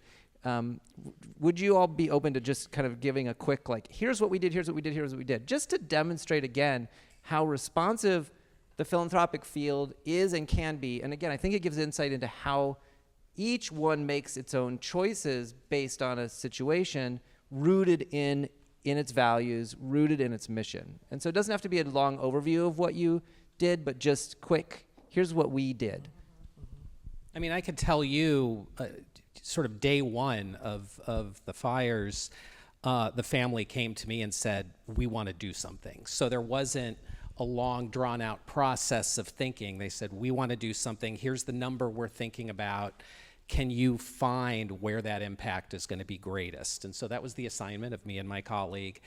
And we were able to, within a few days, an organization I didn't know existed that's run by the Mr. Holland's Opus Foundation called Music Rising, which repairs and restores music programs in schools that have been devastated by disaster, and that's mudslides in North Carolina and fires in Los Angeles. And so we immediately, within 48 hours, and it's the first time we've ever done responsive grant making. We've always had an annual cycle, and it's been a very kind of steady process. And within 48 hours, we had the funds expended.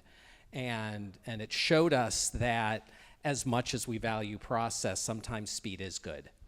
And so happy that we were able to do that. The other organization that we supported, because we really wanted to reach out to as many students and schools that were impacted, is I'm sure many of you have seen the documentary The Last Repair Shop, and all of the musical instruments lost in the fires and the music programs devastated in that way. They're repairing and restoring all of those instruments, and it's a beautiful program and a great documentary if you haven't seen it.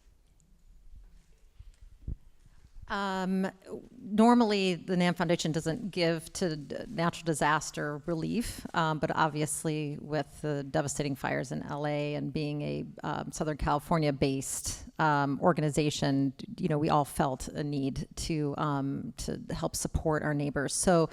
And we should say your annual show was 2 weeks, a week and a half later. So the NAM show, if you're familiar, yes, it's our huge global trade show in Anaheim every year. It's huge. I went to my first one in January, and whoa. So there's, should we have the NAM show? A lot of folks who are coming who weren't in the area were nervous, especially our members from overseas. They were nervous about whether it was safe to come. And we wanted to show solidarity within the music industry, music products industry specifically, to show support. And boy, did our members deliver. The foundation made an initial seed investment in a relief fund. And we opened it up to our members who were actually coming to us and saying, how can we help? We were, our company's based in Indiana. How can we help? So we were able to be sort of a clearinghouse for our member organizations, large, medium, and small, to sort of express themselves through their philanthropy to help support relief efforts. So we collected funds, and they were incredibly generous, as they always are, and we were able to, again, quite quickly distribute those funds back out into the community. And you were working with local partners. Correct. To do that, yeah. Yes. Sarah? We didn't deploy funds quite as quickly, and so I have great admiration. Yes, Jeffrey and Julia definitely should have spoken first. We didn't deploy funds as quickly, but we, made contact with our grantees. We had office hours and reporting deadlines all happening right there in that January timeline, and we offered everyone the opportunity to reschedule, to postpone. I think we did some automatic postponing, just proactively saying we know your organization is going to likely need more time, and just sort of thinking about ways that funders can also play roles outside of just delivering funds. Is we promoted opportunities, so Music Rising and the collaborative fund that NAM put together, and also the fund that Getty spearheaded that was administered through CCI. We did a lot of promoting of that. We shared it out with our grantees. We put it in our email newsletter. So just tried to really get out the good word of the opportunities that were moving faster than we were. Yeah, that's okay. I mean, even that you were slowing down some of what your normal cycles would be, that's a gift to folks. Believe me, I've had to write those reports too. I'm going to kind of do a bounce back, right? So are there places you all are going for information separate from your grantees? And then I'm going to ask the question of all of you, are there a few additional resources that you would recommend funders look to for just kind of important up-to-date information or as an ongoing resource? Is there anything that you all can think of? Well, it just immediately comes to mind. There was a sort of spreadsheet database that was put together in the days in those days after the NEA letters went out, that you just went in and put your organization name and the amount of your grant and what you had perhaps already had funded or not. And it's kind of a scrappy little database, but I have used that absolutely to reference where different organizations are. So that's one thing that immediately. So there you go, community-generated knowledge, right? Yes, nobody got commissioned to do that. That was all field inspired, activated on its own. Yeah. Either the two of you? Yeah, with everything changing so fast, it feels like it's hard to catch what's the most current information. But yes, absolutely. A lot of our information is just talking to people, just what's going on. I mean, we're national, we're a global funder, but our biggest footprint is the United States.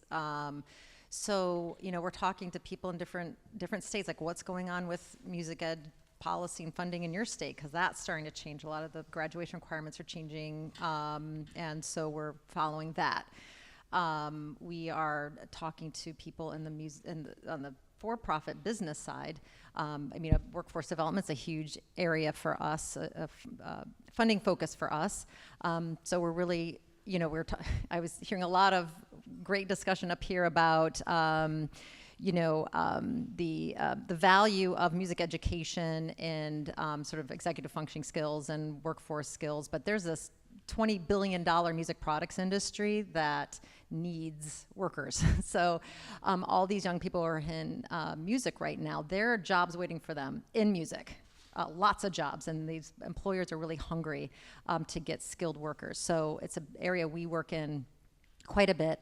And so understanding that, we're just going to the source, we're just literally, it's not sexy work. It's just picking up the phone, like, what are you seeing in your town? What are you seeing at your university? What are you seeing in your company? You're a manufacturer that employs, 500 people in your state. What are you seeing? Are you talking with educators? Are you talking with your universities to make sure that you're getting a pipeline of talent into into your business. So yeah, it's nothing magical. It's But you're just doing a lot of dot connecting by being in all these day long, conversations. all day long. Yeah. Mhm. Jeffrey, anything to add to that? Just that I subscribe to a number of newsletters, Americans for the Arts, and attend their webinars. When you see those, incredibly valuable information on what's going on the federal level and sort of what's needed there. Create California and their newsletter, and Arts for LA as well. So it really, to be honest, because of the time demands of the job, anything that's quick and digestible where I can get up-to-the-minute data on what the field is facing, that's... So funders need a one-page brief, too. We're sophisticated enough for two. Okay, good. Any other recommendations from our audience? Just available resources. Here we go. Thanks, Sarah. Down over here to the left. My left, I should say. I'll share resources, but I have one question for all of you that might be helpful for people here. So if people are approaching you for whether they're looking for equity investment into a for-profit or philanthropic funding, what's the best way to approach you? How do you like that to be organized? How do you communicate your initiatives for anybody who's looking to potentially approach any of you? So I'm gonna do this in a quick way. How many of you have newsletters that people can sign up for? And how many of you publish your grant guidelines, how to contact us on your website? Okay. And if someone sees the information on the website, how many of you actually also offer an opportunity for a conversation? Okay, there you go. But we don't entertain opportunities for private investment. Ours is all exclusively through nonprofit organizations. Same. I just wanted to respond to that piece. Good point on that. Yeah. Good question. Yes, grant cycles, and that are all published on the website. But a big shift for even though we do have these sort of structured cycles with timelines and deadlines, we are always willing to have a phone call, and with Zoom, have a Zoom phone call. If 30 minutes isn't enough, we'll have another Zoom phone call because we are interested in knowing what's going on out there. So that's another source of information too, even these new conversations with folks. Okay, any other resources to offer? You didn't mention a resource. Did you have one? Where to get our info? Besides yourself, yeah. Any?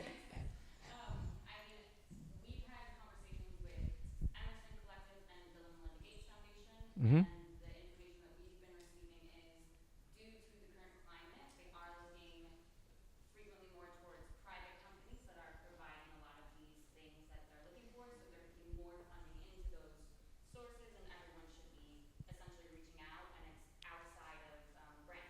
Okay.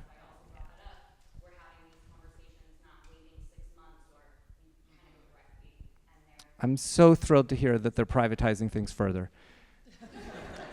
Oh, yes, that was, okay, sorry. Yeah. Yes, of course.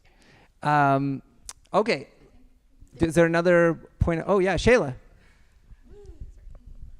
Hello again. So I just wanted to share, I'm on the board of California for the Arts and Arts Advocates, and DeLuke was also a former board member, but I just have found them really helpful for the regional, statewide. I bet many of you know about them, but they share about the mayor, the governor's budget, and they just released a report. And so maybe not funder family specific or private foundation specific, but I think they do a really good job of sharing field wide, what's going on with the fields, funding wise in general, or the field's concerns. So just want to share that one. That's right. So we're really fortunate in California that we have many local consortiums like Arts for LA here. We have the statewide work of Create California and Californians for the Arts, and then we've got Americans for the Arts. Not every state has that much infrastructure, so we're really fortunate in that regard. Want to move to this question of timing. You were alluding to, we moved a little slower than they did on the fires, et cetera. So if you all can just talk about now, in what is really a daily world of crisis, how are you thinking short-term, long-term? And I'm going to sort of assume, and you can nod your head, that your values are stable, your missions are stable, your strategies are primarily stable, but there's probably a little bit of adjustment going on. So in just that regard, like how to think about the short term, the crisis, and then how to actually also know this is still long-term work. This still will take the building of coalition, the building of knowledge, the building of partnership. So how are you balancing that? Anybody figured that one out? Yeah, it's interesting. So long term, when I applied for this job, I said long term I don't want there to be a need for this job because there's every arts discipline in every school with equal weight to all the other disciplines that are taught in school. So that's my real long term, and unfortunately that's probably 100 years out. Short term, what we're doing to respond to the need, and what our board just talked about just the other day, is, we're called the Find Your Light Foundation, but how important it is to help keep the lights on. And I think, in the field, there's a lot of grant making that happens where the core infrastructure of what it takes to be a nonprofit organization, the fundraising and marketing and communications staff, the people who are training the teaching artists, all of that funding is so essential, and especially with federal funding leaving right now, our job is to help keep the lights on as much as it is to find the light in the first place. So one of the things that we're talking about long term now is doing multi-year funding, which we've never done. We've always funded on an annual grant cycle, and you have to reapply, and it's this kind of constant churn, and it's great for us because we learn about what the organizations have been doing in the past year.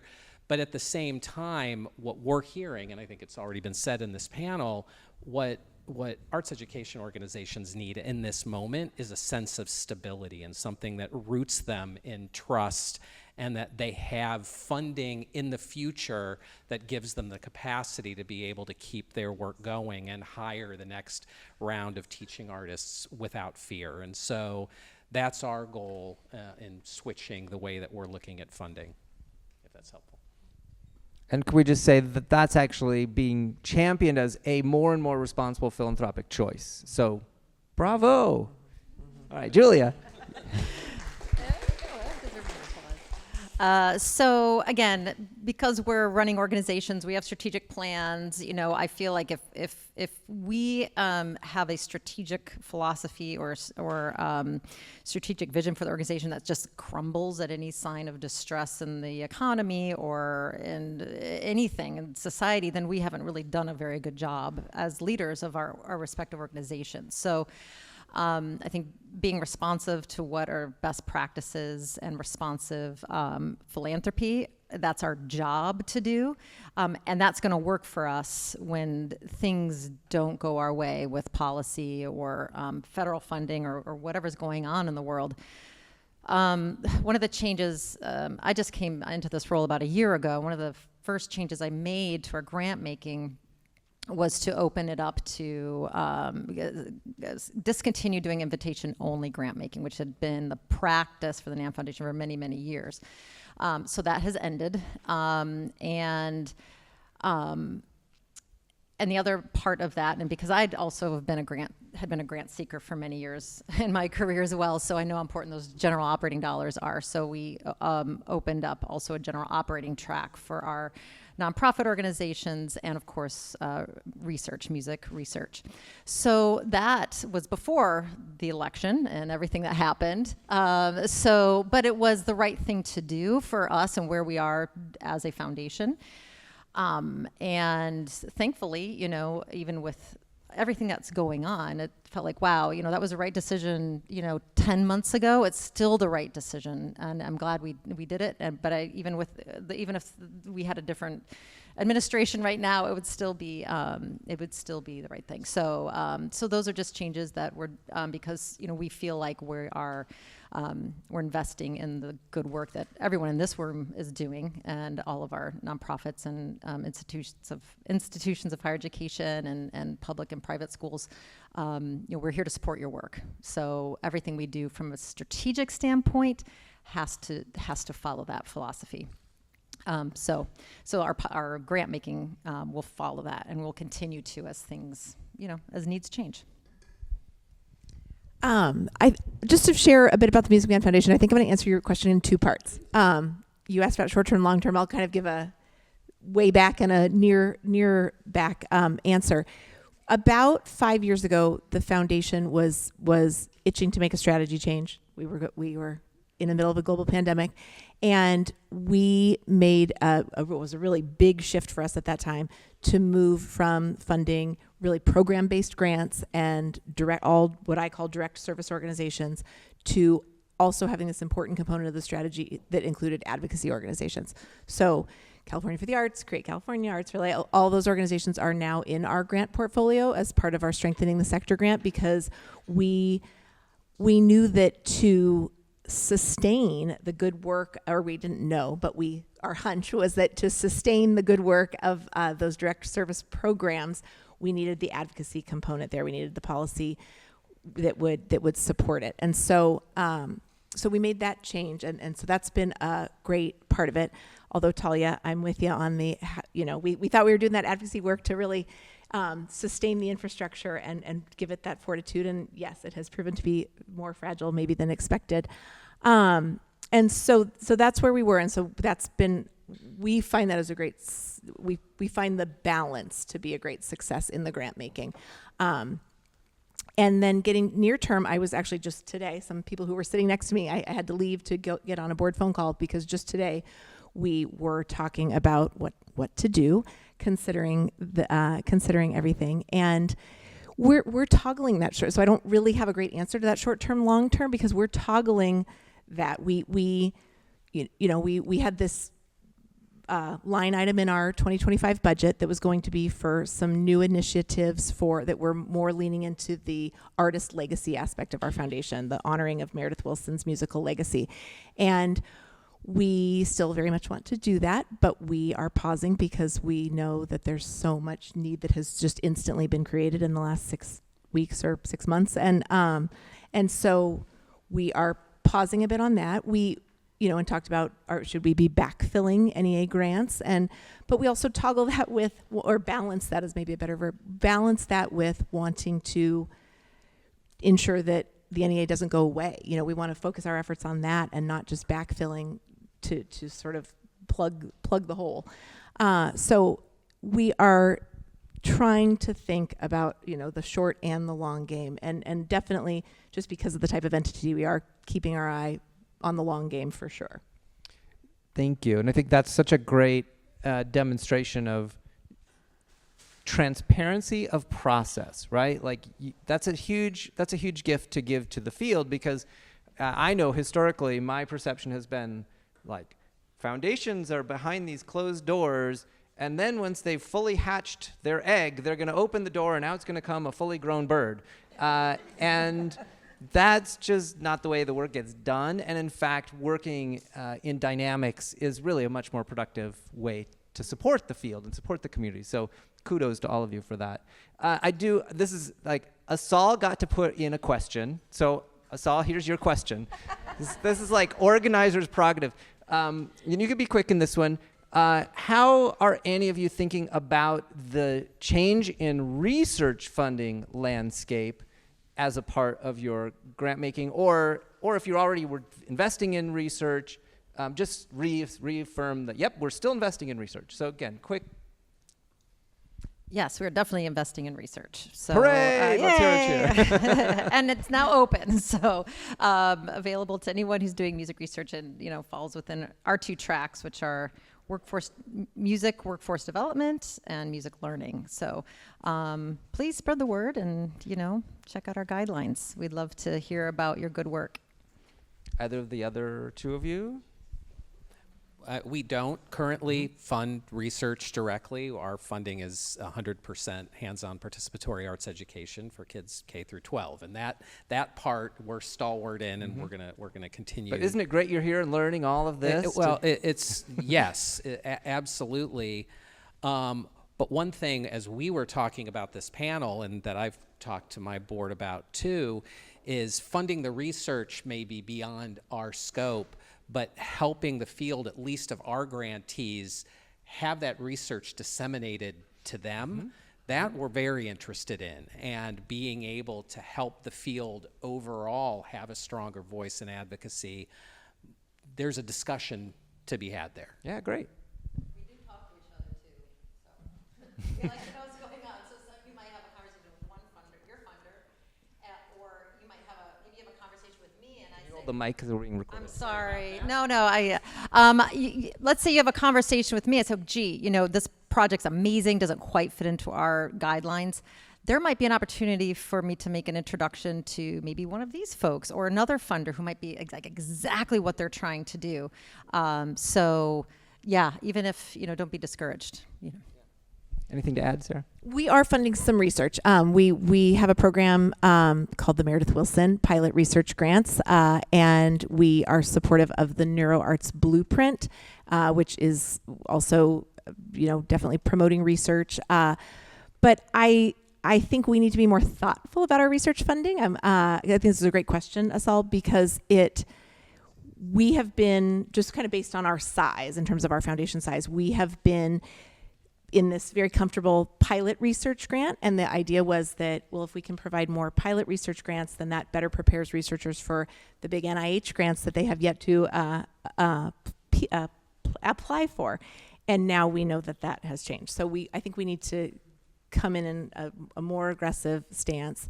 I think that just like you were, I'm looking right at Asal, but just like Asal was talking about how the dissemination and the storytelling of the research is so needed. I think that's a very valid point. And I'll speak for myself, but I think for smaller foundations, sometimes funding research is intimidating. Big longitudinal studies are expensive and take a long time commitment. And so for more emerging foundations, perhaps like Find Your Light and Music Man, to get to that comfort level of we're gonna commit to something that we're gonna hang in for 5, 8, 10 years, and is a big step, but one that we have an appetite for. It just takes a little time to get there. Okay, we have another question, but we don't have time. Thankfully, the question is related to cross-sector work, and I know we've got Chair Rosario Jackson coming, and she's here. So we really have the maestro on this topic coming up. But I just want to acknowledge that we did have some conversation in advance of today about the importance of all this work being done, not just within the arts space, not just in the arts education space, or even just the education world, but that really, you've heard workforce mentioned, you've heard arts and health mentioned, there's the world of creative placemaking, and so I'll just say we're now going to get to hear from Dr. Jackson, so fantastic. Well, thank you all. Thank you. We'll actually get to hear about the programming, arts and culture in Los Angeles County first, so we can get all excited about all the wonderful programs, and then we move to the panel. Thank you. Okay. All right. Good afternoon, everybody. Hi. In case you didn't know, I'm not Dr. Maria Rosario Jackson, but she is right here. The fabulous, the one and only, and if I might say so proudly, one of LA's own. Can we live that up a little bit, y'all? Yeah. But instead, I am Kristen Sakota, and I'm the director of the Los Angeles County Department of Arts and Culture, and I am thrilled to be a partner in LA County Arts and Health Week and the LA County Arts and Health Summit that's put on every year now by LA Opera and LA County Supervisor Hilda Solis, the fabulous and incomparable Renée Fleming, and so many fabulous partners. And I'm also really pleased to be working with ASAL and be part of this great convening for LA County Arts and Health Week. So can you just join me in one round of applause again for ASAL and all the partners and everybody? Okay. Wow, that was good. You guys are really, yeah, that was great. Okay. All right, so I've been asked to just share some remarks and some of the activities that we've been doing around arts education through the lens of our work at LA County Department of Arts and Culture. And through that, I'm going to share a lot about the work that we've been doing and then speak a bit to perhaps where we are today, why we do what we do. So I want to first just acknowledge that for the Department of Arts and Culture, we are the local arts agency. So you just heard from a bunch of fabulous, I believe they were all private foundations, right? Yeah, private foundations. And so now you're really hearing from a public sector funder. So we wear the funder hat, but we also wear the hat of the public sector and all that we do. And so our mission is to advance arts, culture, and creativity throughout LA County. And we do that through a number of ways, which you can see on this slide. These are our core program areas. And we also are the home administratively to the LA County Arts Commission, fabulous advisors and arts advocates, the LA County Native American Indian Commission, and something I'm going to talk a lot about, a public-private initiative, one of the largest in arts education, called the Arts Education Collective. And I want to acknowledge before I forget, yeah, I see clap already, because there are funding partners in this room, as well as staff at the Department of Arts and Culture in our arts education teams who really make this, and research and evaluation, who really make this work possible. So thank you so much. Okay, so what is the Arts Ed Collective? So the Arts Ed Collective is a way that we really all come together to advance so much of what's been talked about today in arts education, because we can't do it alone, and you're going to hear the theme of partnership a lot through this presentation. Over 20 years ago, the Board of Supervisors wanted to move something forward in arts education, and since then, this has grown to be a collective impact initiative where we are partnering with private funders, but also braiding public sector resources as well to support arts learning for all young people. And really, our big vision is that every child, every student should have access to the arts every day, every year, right? All right. So we do this both in school, so a focus on school-based arts education, directing resources such as strategic planning grants so that coaches go to school districts. What we basically found along the way is there's always somebody who loves the arts. When they leave, the whole thing falls apart. So smartly, our team for many years has been providing coaches so that school districts create a strategic plan dedicated to the arts to ensure that there's continuity, that they've got a way to advance their goals in their kind of fashion that they need to do for all the bells and whistles. But we also provide funding, so advancement grants to school districts for them to then utilize in the arts. And with Prop 28, I'm just call that out right here, with Prop 28, one of the things that we have seen is that it's a fabulous opportunity to leverage those funds. So through the advancement grant, they're essentially matching funds. So now schools have another funding source to use to match. But also we have found, and our partners at Create California have found, that the schools that had strategic plans were much more apt to utilize the Prop 28 funding to hit the ground running than schools that are kind of still sitting there going, how do we use this? What's the arts? Why does this matter? So we really are seeing actually an uptick in the interest and the need for the coaching. But we also know that while schools, I think the school system is one of the most lowercase d democratic ways to reach all of our young people, that we also know arts learning takes place in community and in other settings. And so thinking about community-based arts education, we do that in a number of ways. We also think about not just the broader community, but ways that young people are intersecting with county institutions, and county agencies. Here you're seeing examples of programs. For example, Inner City Youth Orchestra, IC Yola, did a phenomenal program through a contract with us for the first ever drum line, like a drum corps. That was a program for young people that are in one of the county's juvenile halls. And actually the program was so successful that one of these young men was released and came back the following week to be in the performance. It was so engaging and just incredible. We know that arts engagement is beneficial for young people: health, well-being, educational attainment, belonging, expression. And so we really want to make sure that we're reaching all young people no matter where they are. You're also seeing a fabulous mural and activities that were done by another partner of ours, Spirit Awakening Foundation. We're also thinking about the intersections of systems change, arts education, and other policy areas such as health.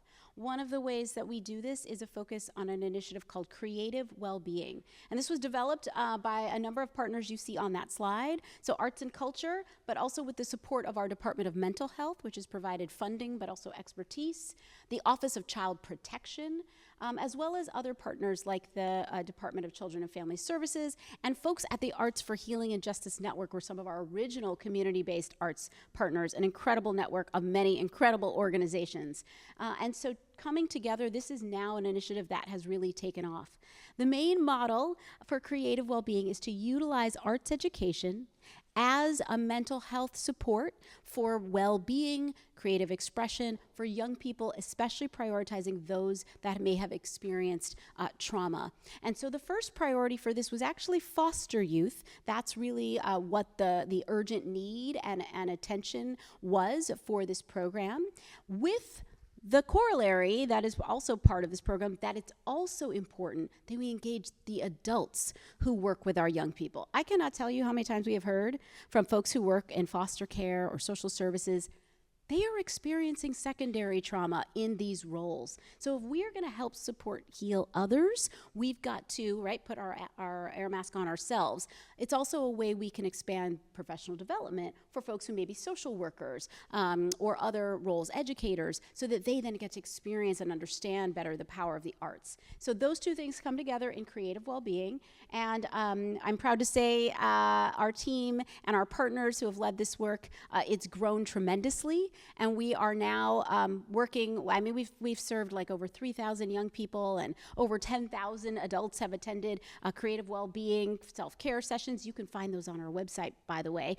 There are some virtual ones. And interesting partnerships in terms of who we're partnering with and who is funding these kind of programs. On Friday at the Arts and Health Summit, anybody going to the Arts and Health Summit? All right. We're going to be talking a bit also about the role of arts as supporting recovery from things like disaster, climate recovery, and in this case, the wildfires. And I'll be sharing more on that day, ways that we were able to increase our funding resources in creative well-being to have this healing-centered, trauma-informed arts education practice then be delivered to all the young people who have lost homes, lost communities, lost schools in the wildfire. And there's a fabulous curriculum guide available on our website, and a whole lot more. I also just want to uplift data and research. We have a research and evaluation team within the Department of Arts and Culture. We also partner with other fabulous folks in the field just to uplift that we do continue to track data such as the amount of arts education in schools to see that inequity and how we can better target that, but also to do program evaluations on our programs and to support collecting data and sharing it out as a resource, knowing that in many ways what we are doing is applying data. In so many ways, this entire presentation could just be like applied data in practice, right? So we appreciate everybody who is working on the research and data side. But outside of the Arts Education Collective and our arts education team, we also are providing grants. And so broadly, access to the arts is advancing arts and health. arts learning and arts experiences for all ages. And so through our grant making, we're funding over 500 different arts organizations who are all phenomenal in their own right. I mean, whether it's LA Commons doing incredible work with young people or with communities in South LA, or Destination Crenshaw, or 24th Street Theater, so many more. Here you see Conga Kids and their incredible school programs. So that work is incredibly important, and really we see as the core of what we do at the Department of Arts and Culture. I also just wanted to briefly mention that we have a number of strategies for linking. I heard somebody on another panel talking about workforce development opportunities. So linking arts education to creative careers, and especially in a place like Los Angeles where we have such a huge creative economy. But really we also know the skill building, soft skills, hard skills, working together in teams, collaborating, all of that can be applied in any career you want to take yourself to. But also that having access to meaningful work that can sustain a family or oneself is a critical part of social determinants of health and of well-being. And so being able to start those skills at K through 12 is super important. And it's been super important in my life because I started dance when I was 4 years old and turned into my career and everything that I do now. Okay, this slide has too many words on it, but what I really just wanted to highlight here is that I view a lot of what we do as a blend of either program investments, policy making, where we have also embedded a lot of these values and goals in policies, where we have engaged hundreds of stakeholders just like yourselves to develop things like the LA County Blueprint for arts education, and then it's adopted by the Board of Supervisors, or the county-wide cultural policy, which says arts and culture matters, and that not only the Department of Arts and Culture needs to advance this, but all the county departments from mental health to parks should collaborate with us to move this forward because it benefits all communities, that is part of what we do. And of course, practices, whether that's professional development or really uplifting and wanting to ensure that everyone recognizes culturally relevant and culturally sustaining arts education is the real optimal way to go. Okay, so at its heart, there are so many reasons why we invest in arts and culture. It is really, number one, a human right, right? We know even in the United Nations, culture is a human right, and you have a right to participate in the culture of the community and in access to learning through culture and science. We also know and I'm sorry, I like really attached and drawn to the connections to how we all think globally. So in the UN Charter, you'll also find the right of the child to play, and it there expresses play as being both recreation, sport, but also culture and leisure. So these all fold into what we do. We also know the arts are part of our economy, part of well-being, and part of quality of life for all our communities. But I cannot leave you without taking a moment to address all of these wonderful things that arts and culture gives us. Empathy building, bridging bridges to one another, critical thinking, understanding different perspectives, and authenticity. All of these are critically important if we are to have a democratic society that we all envisioned. All of these are currently at risk. So I invite us all to continue doing the phenomenal work that you all do, to think about the role of public and private partnership as a centerpiece to this work, and for us to dig down and pour in, because I think what happens at the local level right now matters more than ever. Thank you so much. That's my time. So for this closing panel, I'm really thrilled. For those who arrived midday, I'm Josh Kuhn, Vice Provost for the Arts here at USC. And for this closing panel, really excited to have two figures who have been name-checked throughout the day, who provided extraordinary leadership, I know, for everyone in this room, and inspiration for everyone in this room in different ways. And I'm pleased to welcome them to this panel. We've got Renée Fleming. Celebrated.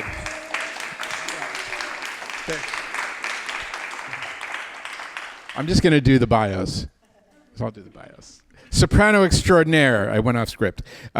Known for her sumptuous voice, artistry, and advocacy for the arts and health. Acclaimed for her performances in opera, concert, and recital. She's won multiple Grammy Awards and headlined at major venues worldwide, including the Metropolitan Opera, the White House, and the Nobel Peace Prize ceremonies. In addition to her musical career, Fleming is a leading proponent of the intersection between music and neuroscience, who served as an advisor to the NIH's Sound Health Initiative. Her work bridges science and the arts, highlighting music's role in health, healing, and the human experience. We'll also be joined by Maria Rosario Jackson, who is my forever chair of the National Endowment for the Arts, and the first African American and Mexican American to lead the agency. A recognized expert in arts, culture, and equitable community development, she has spent over 25 years advancing cultural vitality, inclusion, and well-being in communities. Prior to her NEA appointment, she was professor at Arizona State University and served on national arts and planning boards, including the National Council on the Arts and the National Academies of Sciences. Dr. Jackson's work bridges the arts with public policy, health, education, and civic life. Please join me in welcoming them both to our closing panel.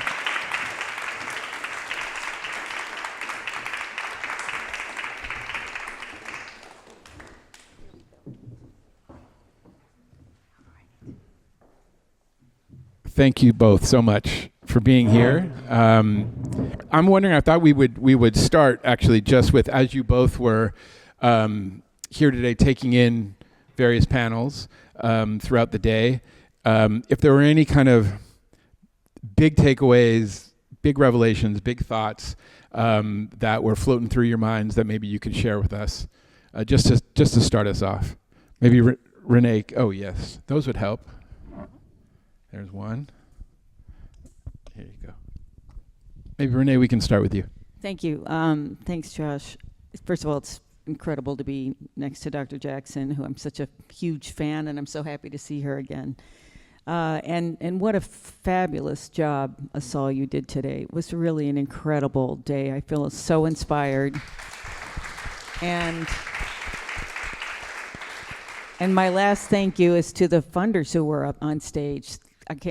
We owe so much to you. Thanks so much.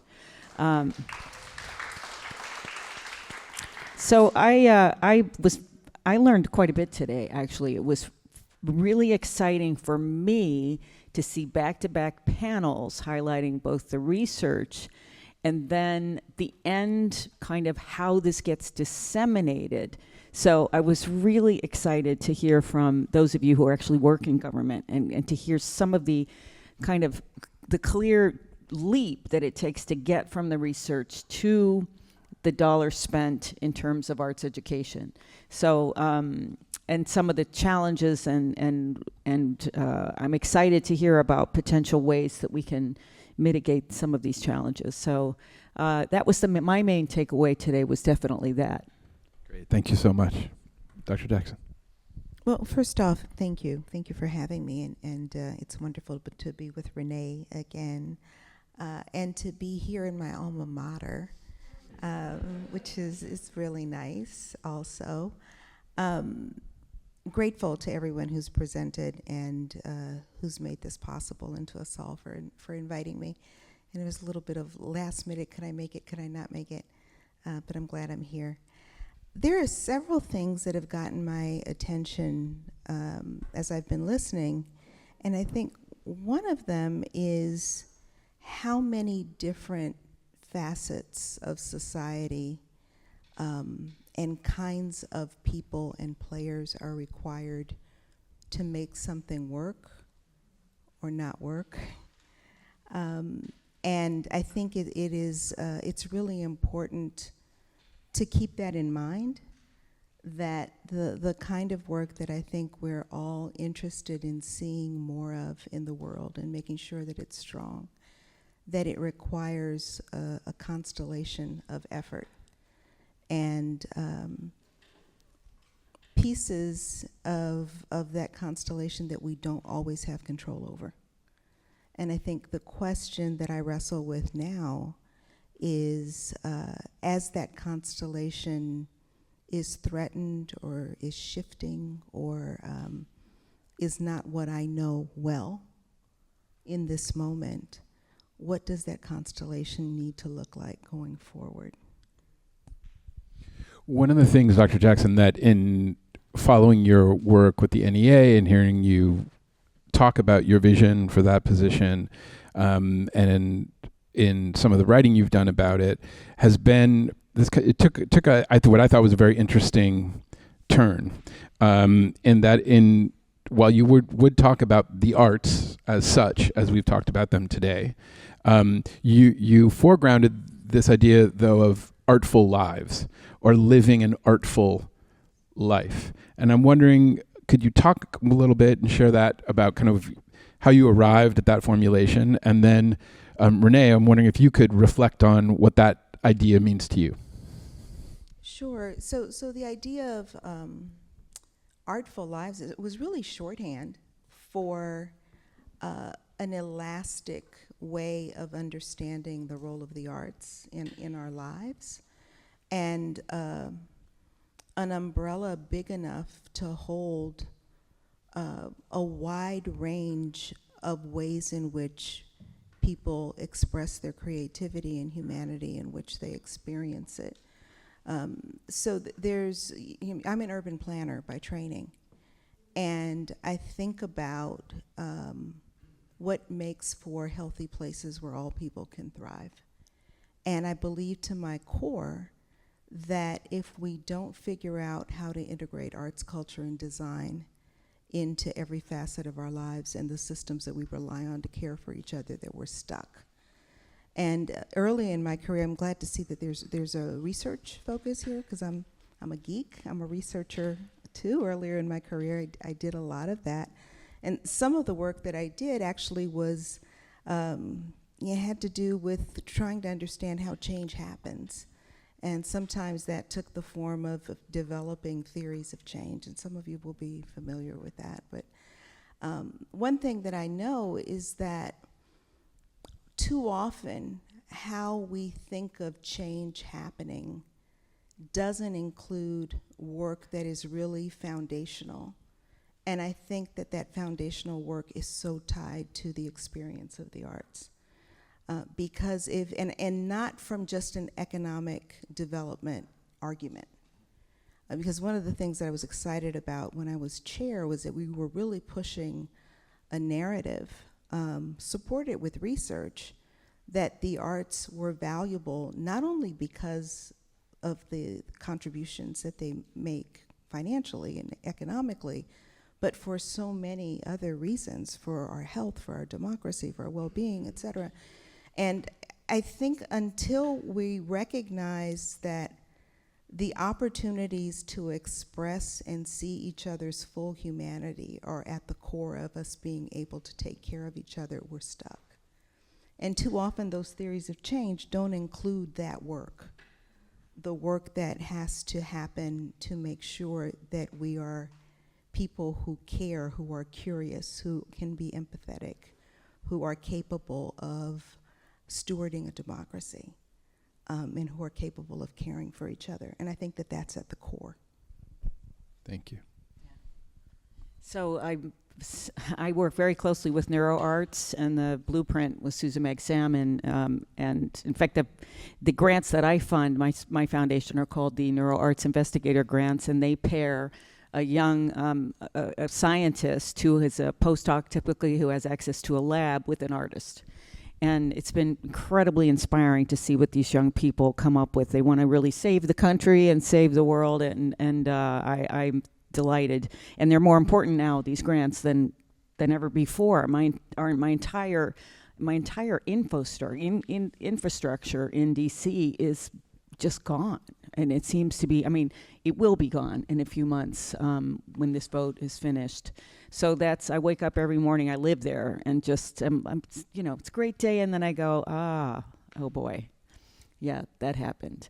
So, however, that said, what's keeping me afloat is I am the poster child for neuroarts because I give myself the gift of something artistic every day. I travel constantly, and when I go to a city that has public art as a main part of what they're offering visually, I'm immediately lifted, whether that's sculpture or murals. Cincinnati is just waiting to explode. Downtown, I can't believe how fascinating it is and what potential is there. And I just sang in Princeton also the other night, and that's a beautiful campus in beautiful city. So I'm reading novels one after the other. I go to museums everywhere I sing. Of course, I go to concerts. You see 100 people in an orchestra on stage listening carefully to each other and collaborating. It's magic. So that kind of thing really interests me. Of course, I go to the opera and vocal concerts as well. But neuroart starts with the umbrella of nature. And so being outside, beginning with the beginning of the pandemic, has been a very healing factor for me. So that's my artful life. And I'm a culture fanatic. Theater is probably my favorite thing, if I had to say. And I feel very fortunate to have been born into a family that made this an important part of my life. Since we have been talking quite a bit about the relationship between research and policy, I'm wondering, Dr. Jackson, if you could talk about, because of your background in research, and then in the NEA role, among the things you're responsible for is looking at policy. What did you learn in that? Or I should say, was there a translation period for you between research and policy? And what advice maybe do you have for the researchers in the room and for the policy folks in the room about how those two realms interact? Yeah, I think research is really important, and I'm heartened that over the last 20, 30 years, there has been so much important research on neuroarts, and on other ways of understanding the impacts of the arts. And I think it's important to have that kind of data and that kind of heft in your back pocket when you're in a position to educate a legislator or a funder or whomever, right, or a neighbor. It's important to know that matters. I think it's also really important to know how to animate that in a way that is accessible to people who aren't researchers. And just a quick story. So when I was finishing my doctoral work at UCLA, I left and I went to Washington to work at the Urban Institute, where I ended up being for almost 20 years.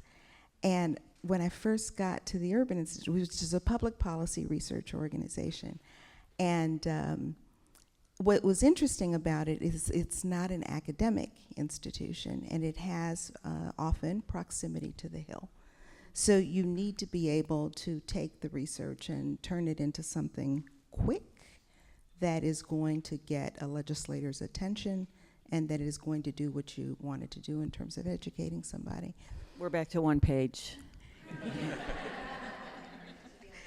Cut to the quick, that's right. But honestly, there was a translation at that time, earlier in my career, where I had to go from a way of communicating that was very much the academic form to something that wasn't that, but had the integrity of it and could still be understood easily and quoted easily. And that's, too often we don't teach that. And I know that there are, in higher ed, there are forces in some ways that militate actually against the one page. Or the thing that shows up in the newspaper, or the compelling article in a popular magazine or something. So there's, I think, in higher ed, and wear that hat also, we really have to think about what does it mean to be impactful. and question the industry standards by which we pat ourselves on the back and promote and do all the things, right? What does it mean to be impactful? And research is without question important, but it needs to be activated. So in a way related to that, so when my job was announced 2 years ago at USC, it was the first time we've ever had a vice provost for the arts here. When my job was announced, the very first email I got was not from anyone in the arts schools, but was from the radiology department. And once I realized it wasn't my lab results back, they couldn't wait to meet because they said that they wanted to talk about the role of the arts, the importance of the arts for radiologists. And when I met with them, there were two kind of pressing ideas. One was they had a lot of blank walls in the offices and they wanted to fill it with art, which at first I thought, sure, okay, we can do that. But then they said, no, this is crucially important for patient care. And that led me on a whole path of trying to learn about the role that visual art has played in hospitals across the United States. And the largest public art collections in New York City, for example, are in hospitals. But then they said it's that by looking at paintings, radiologists can read radiographs better. By learning how to focus on detail, to read slower, to look with patience, to live with ambiguity. And I know that the realm of arts and health has been important for both of you, and it's what we're kind of both celebrating and talking through this week. And I'm just wondering if you could both speak a little bit to kind of where you see the arts and health landscape right now, which I know there's a lot of darkness around the funding question and support. So we can address that, but I'm also just curious if you kind of where you also see potentially the bright spots or where those of us in this room can help support to move forward. So maybe Renée, we could start with you based on your all of your work with the Sound Health Network and the Music in the Mind collection, Neural Arts and beyond. Well, the funding is a huge part of it, and so that for the moment has really been disseminated, or really just it's really been cut drastically, as we know. So I would say that, however, this grassroots movement that's been really, and movement is the word, based on so many books that have been published in the last year, including my friend Susan Meg Salmon and Ivy Ross's Your Brain on Art, but also Dan Levitin has a new book out. Connie Tomeno has a book about elder care. I mean, and there seems to be so many coming out. My anthology as well, Music in Mind. So they've all, I think it creates an environment where people are activated by this notion that the arts are good for us. And I think it's a wonderful way for performing arts venues also to think about becoming community centers, to be sharing this information and to create a space kind of for people to come together and be collaborative. So I'm extremely hopeful, despite what's happened with research. There's a lot of research that we already have that we can utilize to embed the arts in healthcare right now. And also to make this, these are huge institutions, both hospitals, healthcare providers, but also performing arts venues that are now in many places collaborating, again, to kind of bring their, for lack of a better word, audiences together. And so I feel very excited by it. I'm passionate about it. And I think the fact that we're in here together, I mean, one of the things I wanted to sort of advocate for is creative arts therapists being in schools in California. This pro-social behavior training they have, the ability to kind of increase morale among all of the people who are working in schools in difficult situations. So the prison work is unbelievable that I learned about last year. I mean, the visual art aspect of it. So I think these programs will continue, and they will be much more important when we have job losses, when income inequality continues to increase, when AI is really kind of taking people's jobs, some away, And so we want to think about how to increase our safety net for people who are fragile and kind of living on the fringe, and maybe possibly will be living more on the fringe. Rural areas are so underserved in terms of healthcare. So I think the opportunities are tremendous.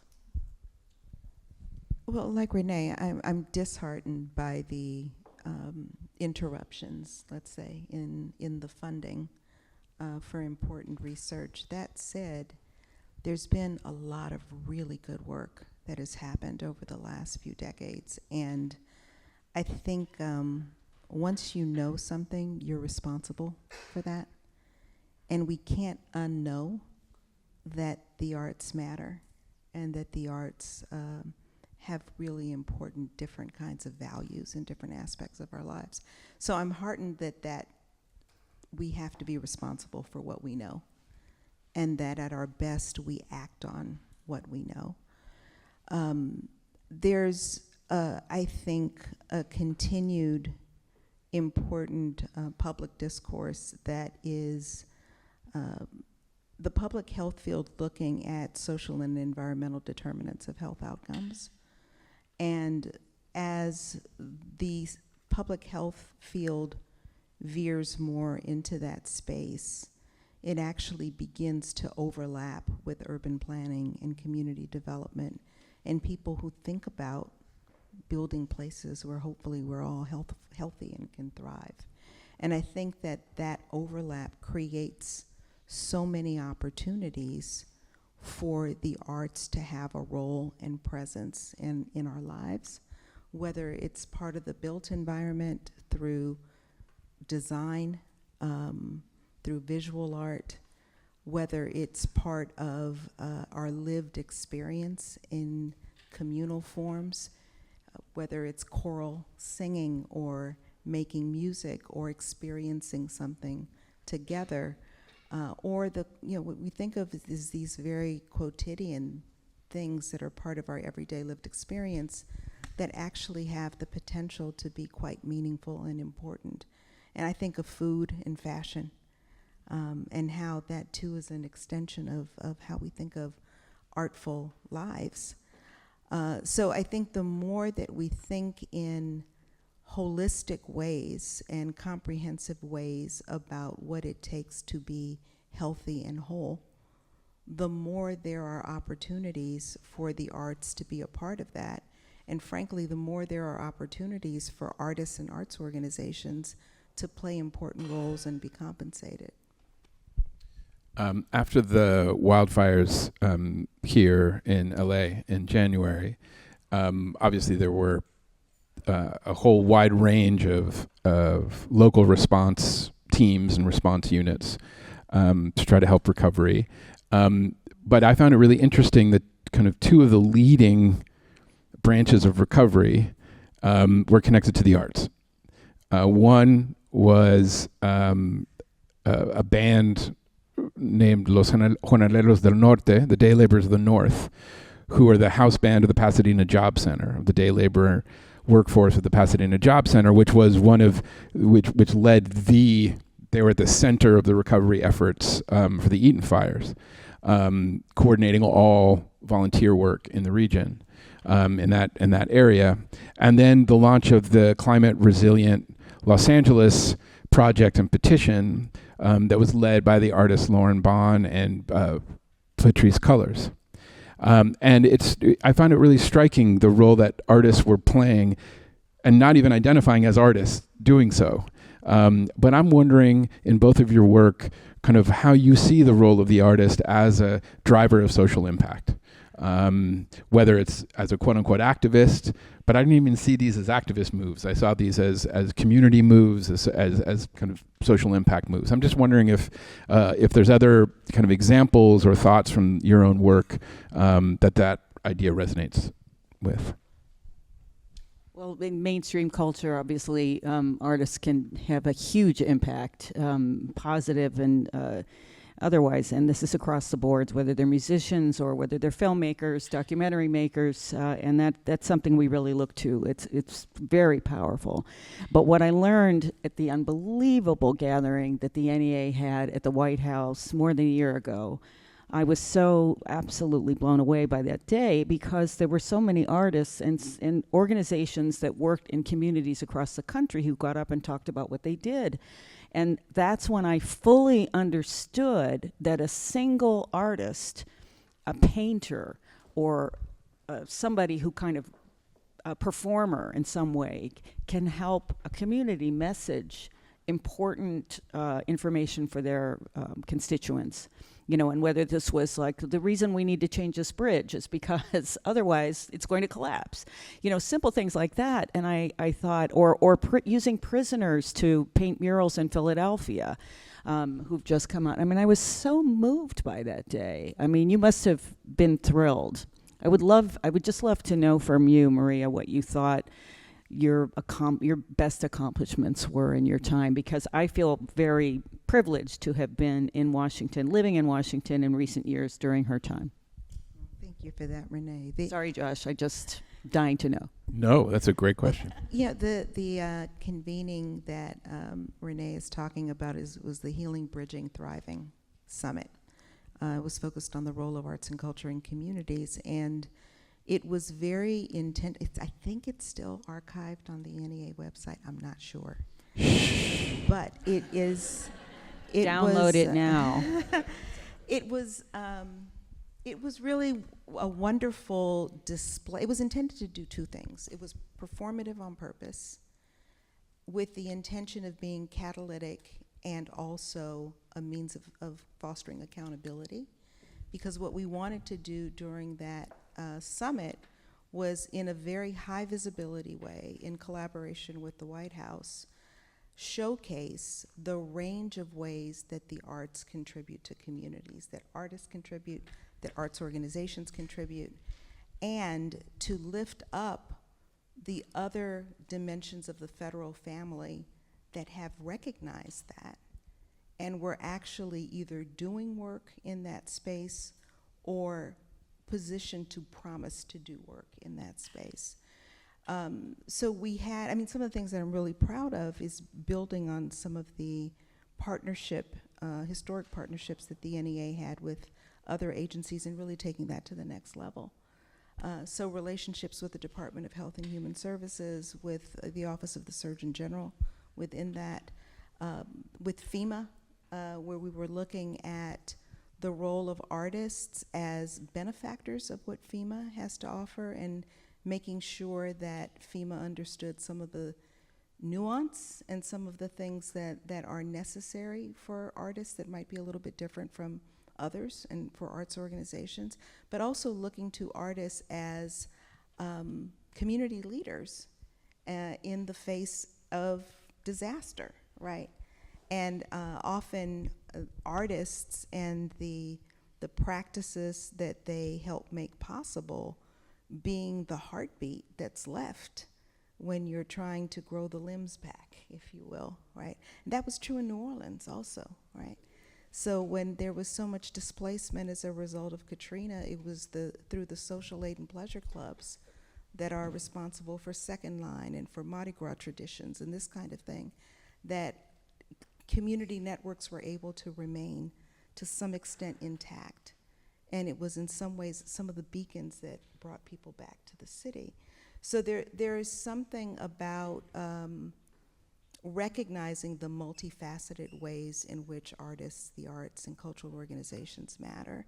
And we were doing that through that performative summit with the White House, high visibility, with the intention of down the road having another one where there was progress reported and new and more people coming into the fold as stakeholders in the arts.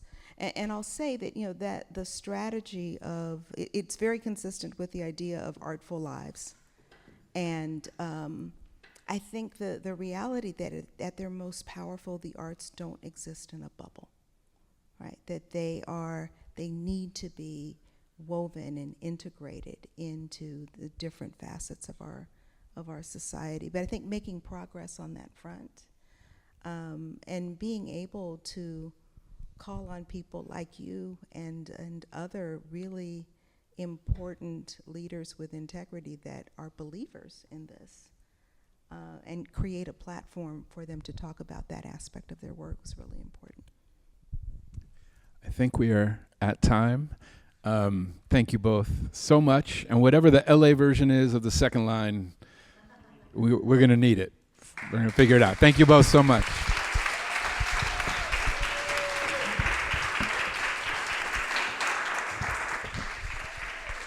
Thank you so much. Thank you, Josh, Dr. Jackson, Renee, and thank you, everybody. I'm just going to give a shout out to my team and my lab for putting this together and for all of you for being here. Please continue the conversations and connections, and hopefully we'll see you again next year. Thank you.